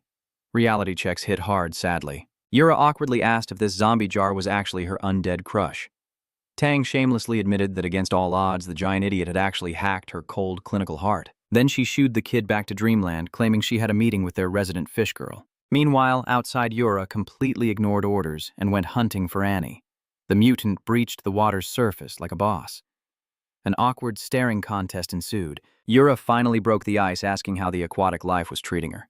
Annie kept it strictly business, saying she was basically playing a lethal hide-and-seek game with the evil organization. Yura muttered that their freakish science experiments were totally messed up, asking if the transformation was agonizing. Annie sighed, admitting her trauma was enough to trigger massive mental damage, but her nerve endings were pretty much dead now anyway. Yura went dead silent. Annie hit her with a piercing glare, flatly stating she could smell the exact same tragic energy coming off the kid. She poked Yura gently with a wet fin. Shocked, Yura asked if she was psychic. Before the aquatic beast could drop a philosophical, "Humans are trash," quote, Yura just instantly flatlined. Annie panicked, scooping the unconscious girl with her flippers and yelling for the mad doc. Tang sprinted over, absolutely losing her mind. She furiously scolded the air, raging about teenagers who violently refused to stay in bed. Slapping a diagnostic hand on the kid's burning forehead, Tang declared that her health points were dropping straight to 0. Yura weakly mumbled a sorry, throwing out an absolutely insane final request. She demanded the doctor upgrade her body right now. Meanwhile, our hero was busy pimping out his truck like Optimus Prime version 2.0. At the exact same time, Yura's clueless dad was wandering the ruined city, desperately hunting for Annie and Lena. The man was totally lost, wondering if they got served as a midnight snack for the undead. Which made 0 sense. He swore he cleared the server of enemies, so where were all these random mobs coming from? Nearby. Those gigantic tire tracks. No clue what monster made them. Suddenly, massive wings roared above. He looked up. A literal dragon was cruising by. It circled a building, giving him false hope. because next some dude rocking a ridiculous blue beard popped up smirking about finding him. Meanwhile, at the lab, Yuri floated in a healing tank. Ye Bei and old man Zhang stared. Zhang sweated, doubting this crazy miracle item would cure her. Ye just shrugged, saying they only needed time for the magic to kick in. He had siphoned the exact pearl energy, and assuming the tank followed the math, they were golden. Sure, weird side effects might pop up, but hey, she survives. The old guy asked if they time-traveled to test this crazy experiment. Ye smirked. This juice was literally the elixir of immortality hyped for rich VIPs back then. It cured sick people, though dodging death entirely was still sketchy. It barely lasted. The old man deadpanned that the fancy name totally sounded legit. Ye sighed. This was their absolute final safe bet. Next plan. Dump the whole stash and pray to the system. The old man nodded gravely. It totally clicked. That is why our boy Xiaoheng was risking his neck hunting for her dad. He warned Lena. The zone swarmed with undead trash, ordering her to guard the right. She fumbled the drone launch, sweating and apologizing for being a total noob. Juggling 50 camera feeds was melting her brain, and she dramatically called herself a useless potato. At least she was self-aware. Xiaoheng snapped her to reality. They would find Yuri's dad. Suddenly, Lena squeaked about spotting a familiar face. Down the ruined street, some hooded dude was literally sprinting for his life, dodging a nasty pack of rank 1 zombies. His stealth cloak glitched out, so he yeeted it away. Boom, a grenade strapped to it blasted the mob plot twist. It did 0 damage. The undead walked right through the spicy fire. Pew! A laser beam randomly vaporized 3 zombies. Xiaoheng drifted his ride like a pro, screeching to a halt near the stunned runaway. The big muscle guy kicked the door open. Barking, "Are you Yuri's dad?" The poor guy blinked like a confused owl, but Bald Bro yelled to get in. No time for lore drops. He was just saved, and the streets were a literal meat grinder, so he jumped in. The ride zoomed off. Far away, that weird blue-bearded guy lurked. He side-eyed the blonde villain, asking if they were seriously letting their prey escape. Blondie scoffed, saying their elite squad had to play it smart and sneaky. Bluebeard rolled his eyes hard. His Oonga-Boonga style was punching first and asking questions, never not this ninja garbage. Blondie snapped back that brute force was a luxury. Their numbers were totally trashed, all thanks to that crazy girl who aggroed a zombie army onto their base, wiping them out. Bluebeard scratched his chin. Super suspicious. A chick with enough maxed-out stats to mind control 1,000 zombies, yet still took an L. Blondie sighed. It was a massive fail. Their necromancy skills could not revive any of their dead zombies. Back at headquarters, the car screeched in. Old Zhang sprinted out, sweating, demanding if they really bagged Mr. Pang. Yuri's dad awkwardly waved, apologizing for being an absolute magnet for disaster. Old Zhang slapped his back, saying they should praise the system he was breathing. He shoved him toward the showers before dragging him to see the sick girl. The poor dad absolutely panicked. Seeing Yuri floating in a sci-fi tube, he freaked out. The wise old man explained that Xiaoheng saved her fine, but her HP was actively draining. The absolute worst part was her draining her own mana trying to track her missing dad. Pang collapsed, crying that he should have teleported back yesterday. The grandpa told him to chill out. Plot holes still needed fixing. He shoved a mystery box at Pang, asking where this loot dropped from. Pang knew it spawned in his ride, but had 0 clue about its stats. Zhang demanded his source. Pang confessed he dealt with some shady NPC named Loro from the Black Group. Originally, it looked like a harmless charity guild. Loro handed out these suspect potions to buff Yuri. He totally missed the giant red flags. The old man asked if Pang joined their dark guild and what the poison actually did. Pang admitted those cursed potions triggered massive zombie outbreaks everywhere. Realizing he worked for villains, he wanted to quit, but he kept grinding quests for them anyway, praying for a stealth exit to reunite with Yuri. Naturally, his grand escape triggered a boss-level undead ambush, and Yuri still caught the ultimate debuff. He cried about teaching her peace and love while accidentally buffing the bad guys. He sobbed, calling himself the universe's worst dad. Just then, Dr. Tang burst in, announcing Yuri was still clinging to her last HP. She ordered him to hand over his blood, since his DNA was an exact match. Nobody else had the stats. He was their cheat code. Pang dramatically offered his arm, yelling to drain his entire health bar if needed. The doc cheered, hyped that this lucky drop arrived right before game over. Had to test that sketchy goo on the kid. Papa Bear was completely lost, screaming a big fat nope. The doc, however, was absolutely baffled. Zhang glared, asking what secret beans he spilled. Pang stammered clueless, but blurted out the bad guys were cooking up a giant evil science fair. Target, Ani City. Casualties. Pretty much everyone, but Zhang just shrugged, dropping the ultimate edgelord logic. Who cares? Everyone is basically zombie chow anyway. So what is a few more bodies? Dad stubbornly roared to keep their mutant juice away from his daughter.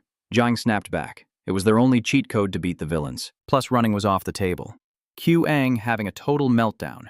Screaming about quick escapes, he sprinted off to snatch Yu and ditch the party. Bam, old classic anime neck chop took him down. Yep, basically told him to hush and our boy hit the deck snoring instantly. Ye casually spun around. Grabbed the bloodfire up the scalpels. Meanwhile, in a magically untouched VIP zone across town, a whole different villain plot was brewing. Cue a shady tavern. Enter Bluebeard, dodging questions from a shampoo commercial guy about their edgy little cult. Bluebeard sighed. He only signed up because his entire squad got wiped, leaving him playing a solo campaign. His blonde buddy chimed in, playing the classic tragic protector card.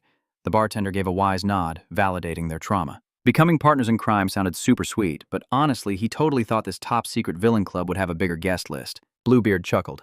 Chill out, man. We have loads of cronies out doing the heavy headhunting. Blondie randomly got philosophical, wondering what kind of utopia these super nerds would actually forge. I mean, they never even needed snacks. They had built-in battle modes, and zombies were practically a joke. But getting humanity to hold hands, hard pass. Bluebeard nodded. For now, they were just leaving the brain work to their mysterious consultant. But Blondie raised an eyebrow. Is trusting a literal time traveler really a solid life choice? Bluebeard did not even blink. Duh, she is a walking spoiler alert. He casually mentioned to the guy Yuang that their psychic hotline specifically claimed this very blonde dude was destined for overpowered greatness. Yuang scoffed. If our main hero also hijacked a time machine, why is he dodging the superhero upgrade? Plot twist, folks. I just realized this Yuang is the protagonist's old blonde buddy. You know, the one who morphs into that freaky albino monster classic anime betrayal? Bluebeard smirked. Ye Bei was totally flopping in life anyway. Just a jealous wimp hating on the winners. But Blondie frowned. The last time they crossed paths, Ye Bei had completely glitched out of his usual character. Bluebeard cracked up. Well, whoever bullied Ye Bei in the future was about to catch some serious karma. But spoiler alert, they still had to murder the guy. He was completely ruining their villainous vibes. Cue a dramatic slow clap from the shadows. Enter Hat Blondie, acting like he owns the place. He declared our hero's dream world was totally lame compared to theirs. Plan A was to brainwash the kid with some twisted inspiration. But Plan B just straight up delete him. Every single edgelord in that room was brewed from the mysterious black goo. Talk about a messy rebirth. They literally threw away their humanity and now wanted to dive headfirst into the magic item's deep end for some unprecedented super gains. They even had a cringe-worthy team cheer. The Shadow Squadron is eternal. Seriously, these absolute clowns had 30 different code names. Give it a rest. Meanwhile, at the hero base, our giant buddy was snoozing while our boy played mechanic. Yawning, he casually interrogated Ye Bei about his future squad. Like if they were kids back then, were they just toddlers running around now? Ye Bei sighed. The timeline was a complete mess. Whether his old crew survived this butterfly effect chaos was a total coin toss.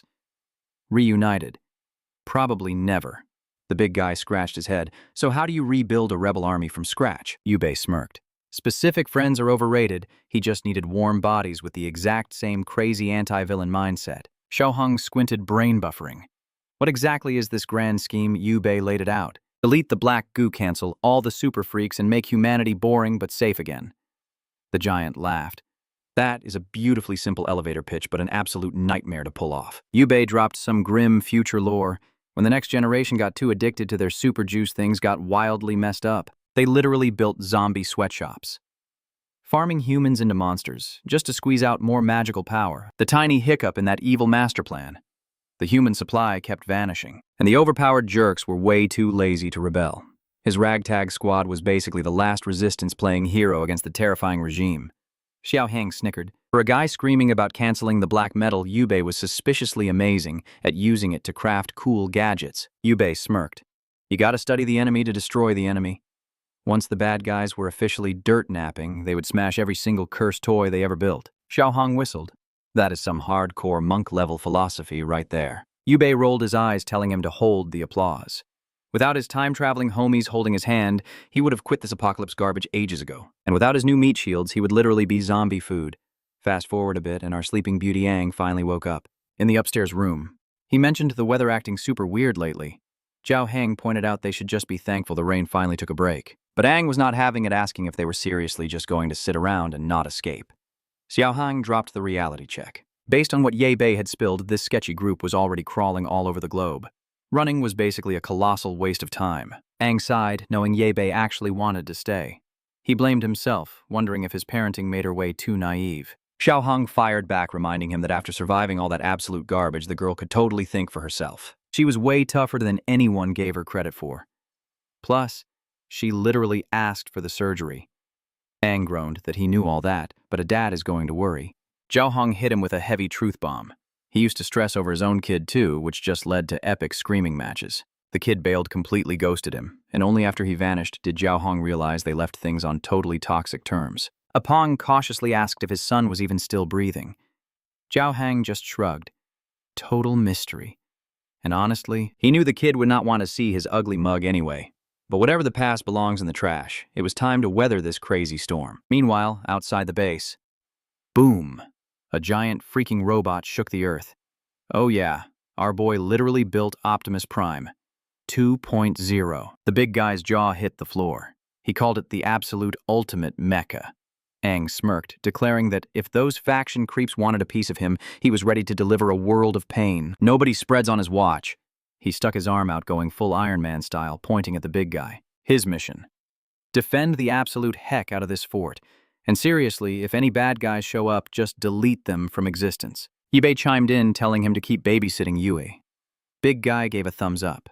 Apang fired up his thrusters and blasted off like a rocket. The big goofball just stared at the sky, totally fanboying. Meanwhile, across the concrete jungle, the blonde villain was spying on everything. The whole evil squad was peeping, and they instantly recognized Ye Bei, mind blown. The dude literally cooked up a god-tier mech on a weekend. Their totally useless consultant clearly sucked at scouting talent. Well, whatever, it was showtime. Bluebeard was literally vibrating with chaotic energy, whining that he could not hold back his crazy urges anymore. The blonde boss just smirked. Let the absolute circus begin. Boom! The dude transformed, his arm glowed blood red, and something nasty ripped out of his spine. Suddenly, he was a flying horned freak of nature. He zoomed off, and spoiler alert, he was heading straight for our hero's base. Back inside, Aang was playing mad scientist. Zhang was on a video call with Yue's dad, dropping the hype news that Zhang's compatibility was absolutely flawless. Apang practically cried, thanking him. Back in the day, he would have to sell both kidneys and work 3 lifetimes for this surgery. Looks like a high-tech stem cell transplant was on the menu. Apang confessed he had literally zero idea how to repay this massive debt. But Zhang just waved it off. Just stare at the security monitors and yell if bad guys show up. Apang saluted and went back to being the camera guy. Out of nowhere, bam! A massive purple fireball nuked the sky right above the base. The whole building rattled like a tin can. Obviously, it was that mutated Bluebeard hovering up there like a creepy balloon. He flexed his weird hand and fired off round 2. The base had a sweet energy shield, but the shockwave still made everyone spill their coffee. Zhang yelled out, asking if some idiot was actually attacking them. Apang panicked. The front yard was empty, and the other cameras were totally fried. Meanwhile, the big guy was already sprinting to the armored ride. He screamed that a giant, ugly bat monster was playing dodgeball with fire. A sneaky ambush like this, definitely the work of those shady cult weirdos. Xiao Hong did not even blink. He ordered them to pop the front gate so he could personally teach this monster some manners. Zhang agreed, but told him not to die. The metal doors screeched open and he peeled out. Up on the roof, the shiny new torpedo defense system our boy built went totally trigger-happy. The big guy roared that nobody attacks the old man's crib without paying the ultimate price. Pooh! A laser blasted out. Bluebeard flinched like he touched a hot stove. The jerk barely scraped by, but the next round of spicy lasers was already locked on. Meanwhile, miles away from the chaos, Ye Bei was zooming through the clouds. His gut was screaming. Comms were dead white noise. It was like flying straight into the enemy's living room, time to crank the power level to maximum. Suddenly, his danger sense tingled. He barrel rolled narrowly, dodging a lethal sneak attack. Down below, a squad of killer robots stood on pure black metal turf. Oh, he knew that edgy design anywhere. The Black Guild. Yep, this officially confirmed some time-traveling nonsense was going on. He blasted a laser beam down, but the tin can actually blocked it. Ye Bei clicked his tongue. Annoying, but he had to respect their crazy future tech. He rocketed into the sky, crash-landed right on a robot's shiny dome, and completely decked another one. It was a full-on mecha smackdown. He weaved past a deadly slash, whipped out his killer claw, and absolutely gutted one right through its metal heart. But as the first bot bit the dust, he looked up. 5 more metal goons dropping in. Seriously, did they have a clone factory? Just how long had these time hoppers been plotting this? Whatever, he replied with a beautiful barrage of homing missiles. Bullseye, 4 of them became instant fireworks, and he styled on the last one with a point-blank laser beam. Back at the chaotic base, the big guy was furiously playing whack-a-mole with Bluebeard, but this flying freak was too slippery. The long-haired villain sneered, asking if it was finally time to crash this pathetic fortress. Loro smirked and gave the green light, but warned that the defender was terrified of the electric fences and toxic gas. They wanted in, but rushing meant instant death. Total wipeout. Obviously, Loro had a backup plan. Suddenly, Pang yelled that our local musclehead had actually spooked the winged freak. He checked if the surgery was surviving the chaos, but then a weird mark spawned on his neck. Blood sprayed like a geyser as a blonde dude literally popped out of his corpse. This blood mark worked like a charm, he smirked. Bonus points, it teleported me right into the control room. Meanwhile, Xiaohong was having the time of his life. He rained absolute hellfire on Bluebeard. The beast tried to run away, panicked, and desperately cast a spell. It blocked some missiles, but a laser beamed it right in the claw. Flashbang. The monster crashed down like hot garbage. Our big guy was hyped. His tank's combos were totally broken. He closed the distance, but Bluebeard angrily slammed a massive fireball straight into the dirt. The shockwave launched the tank. As it rolled, the beast roared, "Game over, human." He clung to the metal hull like a giant bug. Time to peel this tin can, but our guy 0% panicked. He just Sparta kicked the car door right into the monster's face. Smack. Then pulled his gun and went pew, pew. The beast twitched, taking a heavy bullet to the shoulder. And if you thought our tank driver was going to hide in his car, think again. He slid down looking tough, but Bluebeard just cracked up laughing, wheezing that his mission finally made sense. Xiaohong blinked. "Why are you laughing like a maniac?" The monster chuckled, dropping Zhang's name and claiming it had been ages since their last reunion. The creature shapeshifted back, teasing, "Don't you recognize your old buddy?" That's when the truth hit. It was old Xiao. Meanwhile, back in the nerd cave, Tang guarded Ewer, sweating buckets, but glad the capsule hadn't been crushed. Zhang grumbled that the base's power was totally fried and they were on backup juice. Worse yet, the precious stem cells were completely wrecked. Tang waved it off. "Whatever. We'll just extract more from him later." But then the creepy blonde crashed the party. "Too bad the old man isn't coming back." Zhang snapped his neck around. "Who the heck are you?" The intruder gave a smug little villain bow, apologizing for his dramatic entrance. The old man's jaw dropped. Did they breach the walls?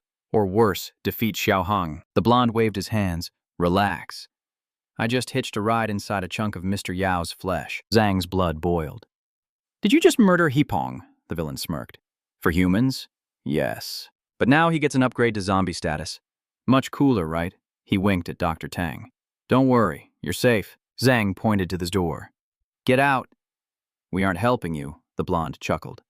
"Wow, Ye Bei really sold me out, huh?" But hey, spoiler alert, Ye Bei is totally the type to ditch his friends the second his own neck is on the line. Meanwhile, our main character was playing whack-a-mole with giant mechas. He spotted 2 fresh targets. A mysterious girl was spectating his beatdown.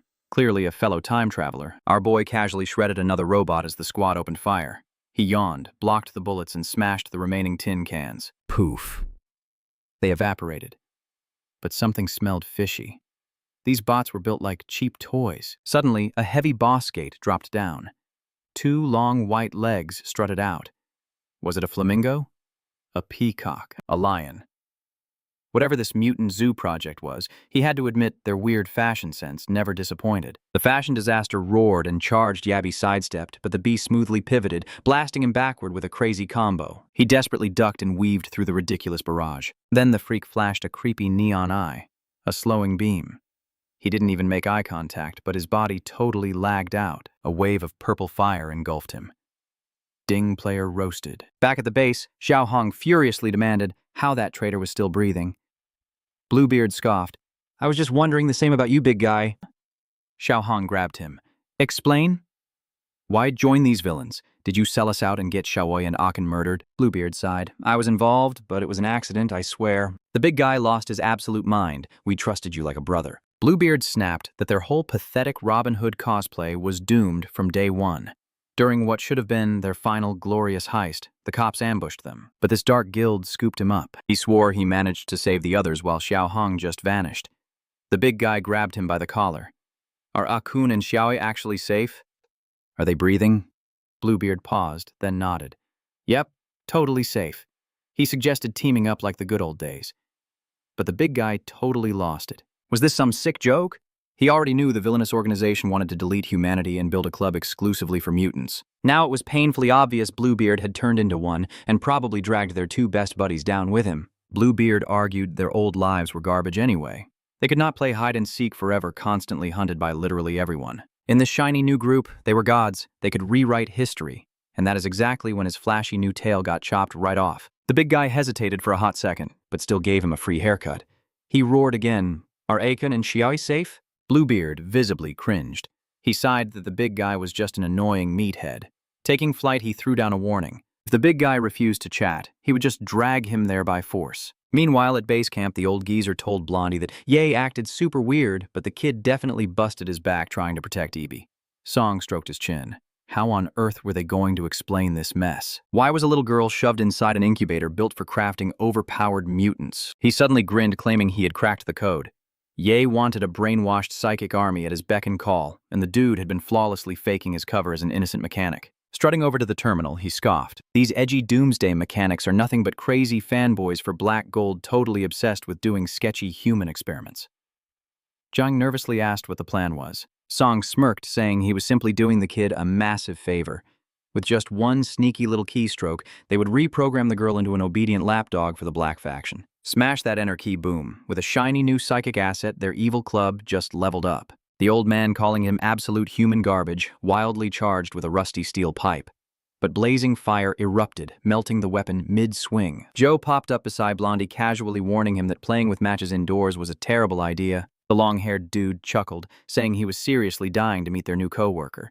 Plus, he felt some weird, special vibe connecting them. Blondie barked at him to shut down the security systems immediately. He gave a thumbs up, then suddenly threw a massive tantrum, throwing a fit because there was literally nothing to set on fire. Then his eyes locked onto Lena. Could he roast her?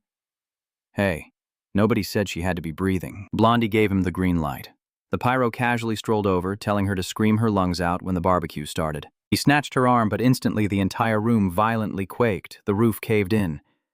Enter the transformed beast, Anne. The old man completely froze. Anne flashed her glowing demon eyes.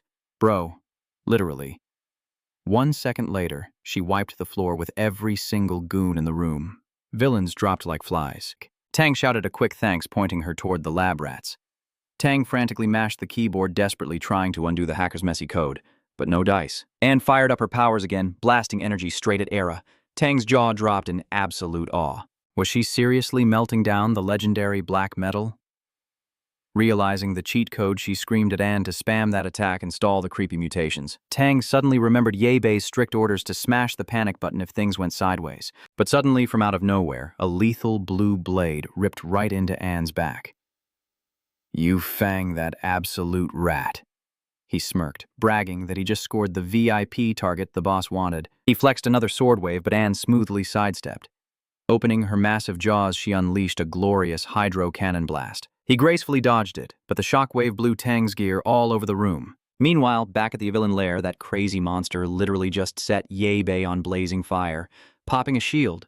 He complained this trash mob was draining way too much of his mana. It was time to speed run this fight. Spawning a massive blowtorch from his arm, he aimed dead center. The burning beast shrieked and spammed her eye laser, but he casually strafed it. He launched twin missiles right at her feet, and before she could even blink, Madman was already right in her blind spot. He cranked up a chainsaw and went full lumberjack on her leg. She crashed down and he brutally crushed her core. Up above, the mysterious white-haired girl clapped slowly, teasing that he aced the test. Our main guy stood like a total boss while the flaming monster turned into extra crispy bacon. Without even looking, he casually sniped a laser beam straight at the sky girl. The ceiling vaporized. He checked his work, but she vanished instantly, teleporting right beside him. She grinned, admitting he totally earned the Master Mechanic badge. He swung a massive haymaker, but the sneaky girl just blinked away again. Reappearing across the room, she dramatically sighed, saying it was a massive tragedy. He ghosted the Mechanics Guild. Ye was absolutely fuming right now. Why did he have such terrible luck, constantly spawning against enemies with broken teleport hacks? He rocketed straight at her, but she simply raised a hand. Error 404. His mech abruptly shut down. He instantly felt his mana bar dropping to 0. What kind of cheat was this? He angrily barked, demanding to know if she was a guild traitor, and which timeline she even crawled out of. She smirked, bragging that she used to be the legendary Great Sage of the Northern Peaks. She casually repped a mechanical council he had 0 chance of defeating. Dropping her hand, Ya Priest's mech violently face-planted into the dirt. He absolutely could not process why gravity suddenly felt like 1,000,000 tons. She whispered that this black gold magic was patched in from a full century in the future. So resisting was just embarrassing at this point. His only choice left was to sign up with the villains. Yep, Spruce really seemed to. He recognized that title, the legendary Great Sage of the North.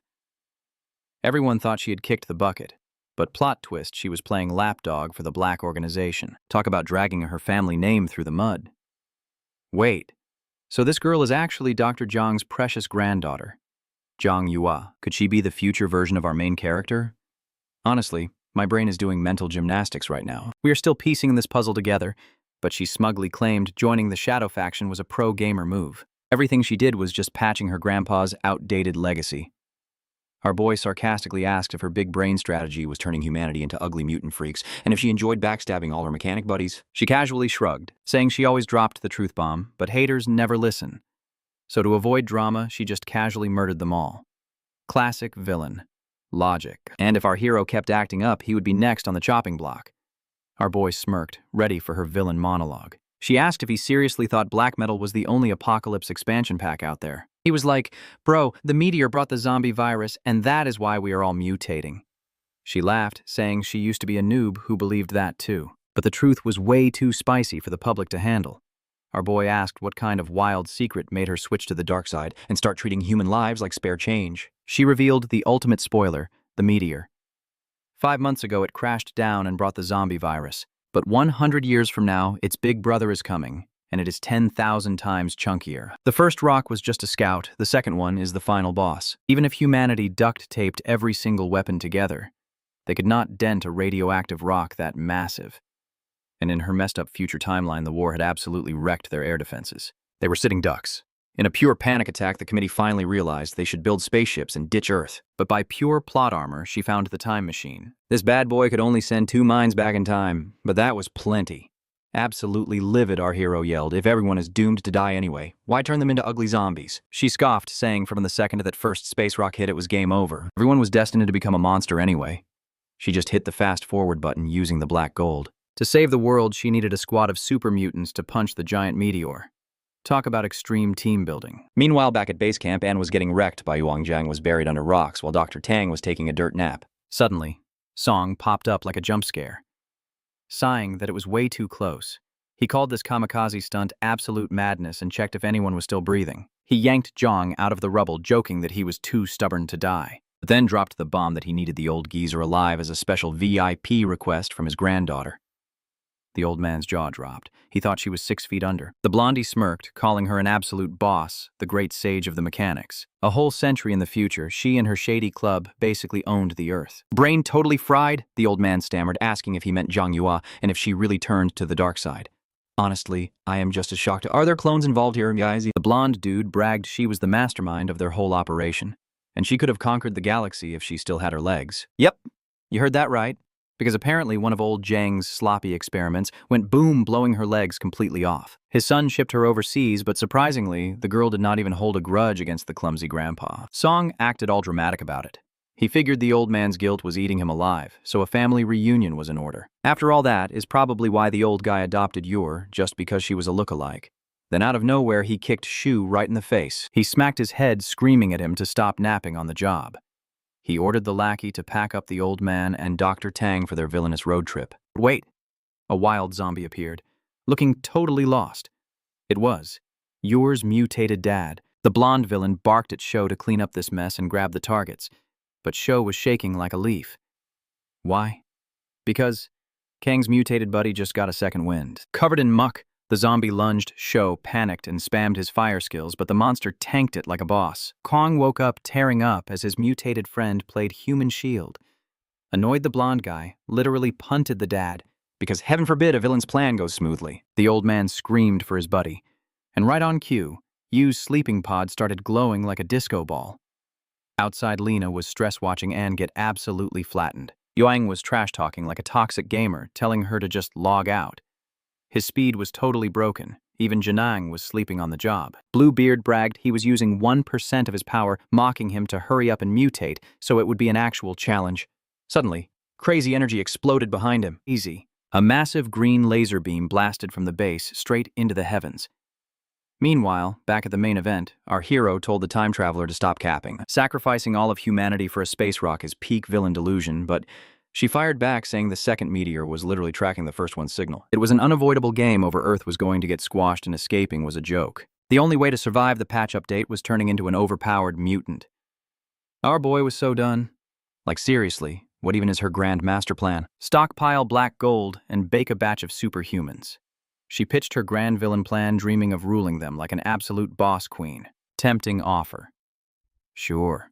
But our boy passed on the crown. He honestly had zero desire to babysit ticking time bombs. Shields up. As a proud card-carrying member of the Mechanics Guild, he wasn't about to play the bad guy. Pew laser fired, but Miss Villain casually swatted it with her bare hands. Cue the torpedo barrage. Boom dust cleared, and she teleported away. She smugly praised how fast his shiny toys recharged. But let's be real, without that black gold fuel, it was only a matter of time before his batteries died. Her giant robot energy flared again. Thrusters engaged. He made a wild dash to escape. Nope. She swiped right at him. He kept buzzing around, spamming torpedoes like no tomorrow. She tanked it through the thick smoke. He dove in, blasting the massive shockwave, total 0 damage. Yet he smirked. Take that, now she couldn't spam teleport. The boss laughed at his cute little attack. Like that would stop her.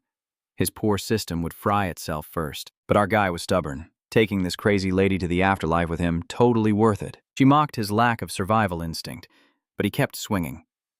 Better dead than a puppet. She questioned why he even joined those nerdy mechanics. Simple. They actually knew the difference between right-wrong and humanity's worst nightmares. They still foolishly hoped to save this doomed rock. She rolled her eyes, pointing out that so far he was just a petty guy getting revenge. He shrugged. Hey. He had a whole century to figure out something productive. She kept lecturing him on human greed. Blah, blah, blah. Then a voice rang out. Ready. They both completely froze. Boom. A girl with majestic butterfly wings descended from the sky. He gasped. Why the heck did she turn into a mythical bug? The villain laughed at the irony. Mr. Righteous over here secretly created a monster too. Then the butterfly girl clapped her hands. Glowing purple energy gushed out, flowing straight toward her. He watched in shock as the black gold vanished. The villain hit the dirt, staring at her empty hands. How is this even possible? He racked his brain. How is this girl vacuuming up all that black gold? She revealed she could extract juice straight from the zombies, a walking cheat code. He was dumbfounded, but man, she looked half dead. The little heroine smiled. She knew her battery was at 1%. Monster transformation or not, this was her endgame. She cheerfully dropped a spoiler, saying she saw him in the future. Wait. Is she psychic now too? But she just giggled. Her eyes were wide open. He had time traveled to save their bacon. He believed things would work out if people just hugged it out and teamed up. Classic dad advice right there, and honestly, that's what she staked her life on. The power of friendship could beat this apocalypse. So she was going to gulp down all the spicy black gold on Earth, ditch this boring solar system, and drag that meteor into deep space. She told him to stay out of trouble. Tag, you are it. He reached out, screaming her name like a soap opera. But poof, gone. So that cliffhanger hurts. Want to know what happens next? Smash that notification bell. Stay awesome, and see you next time.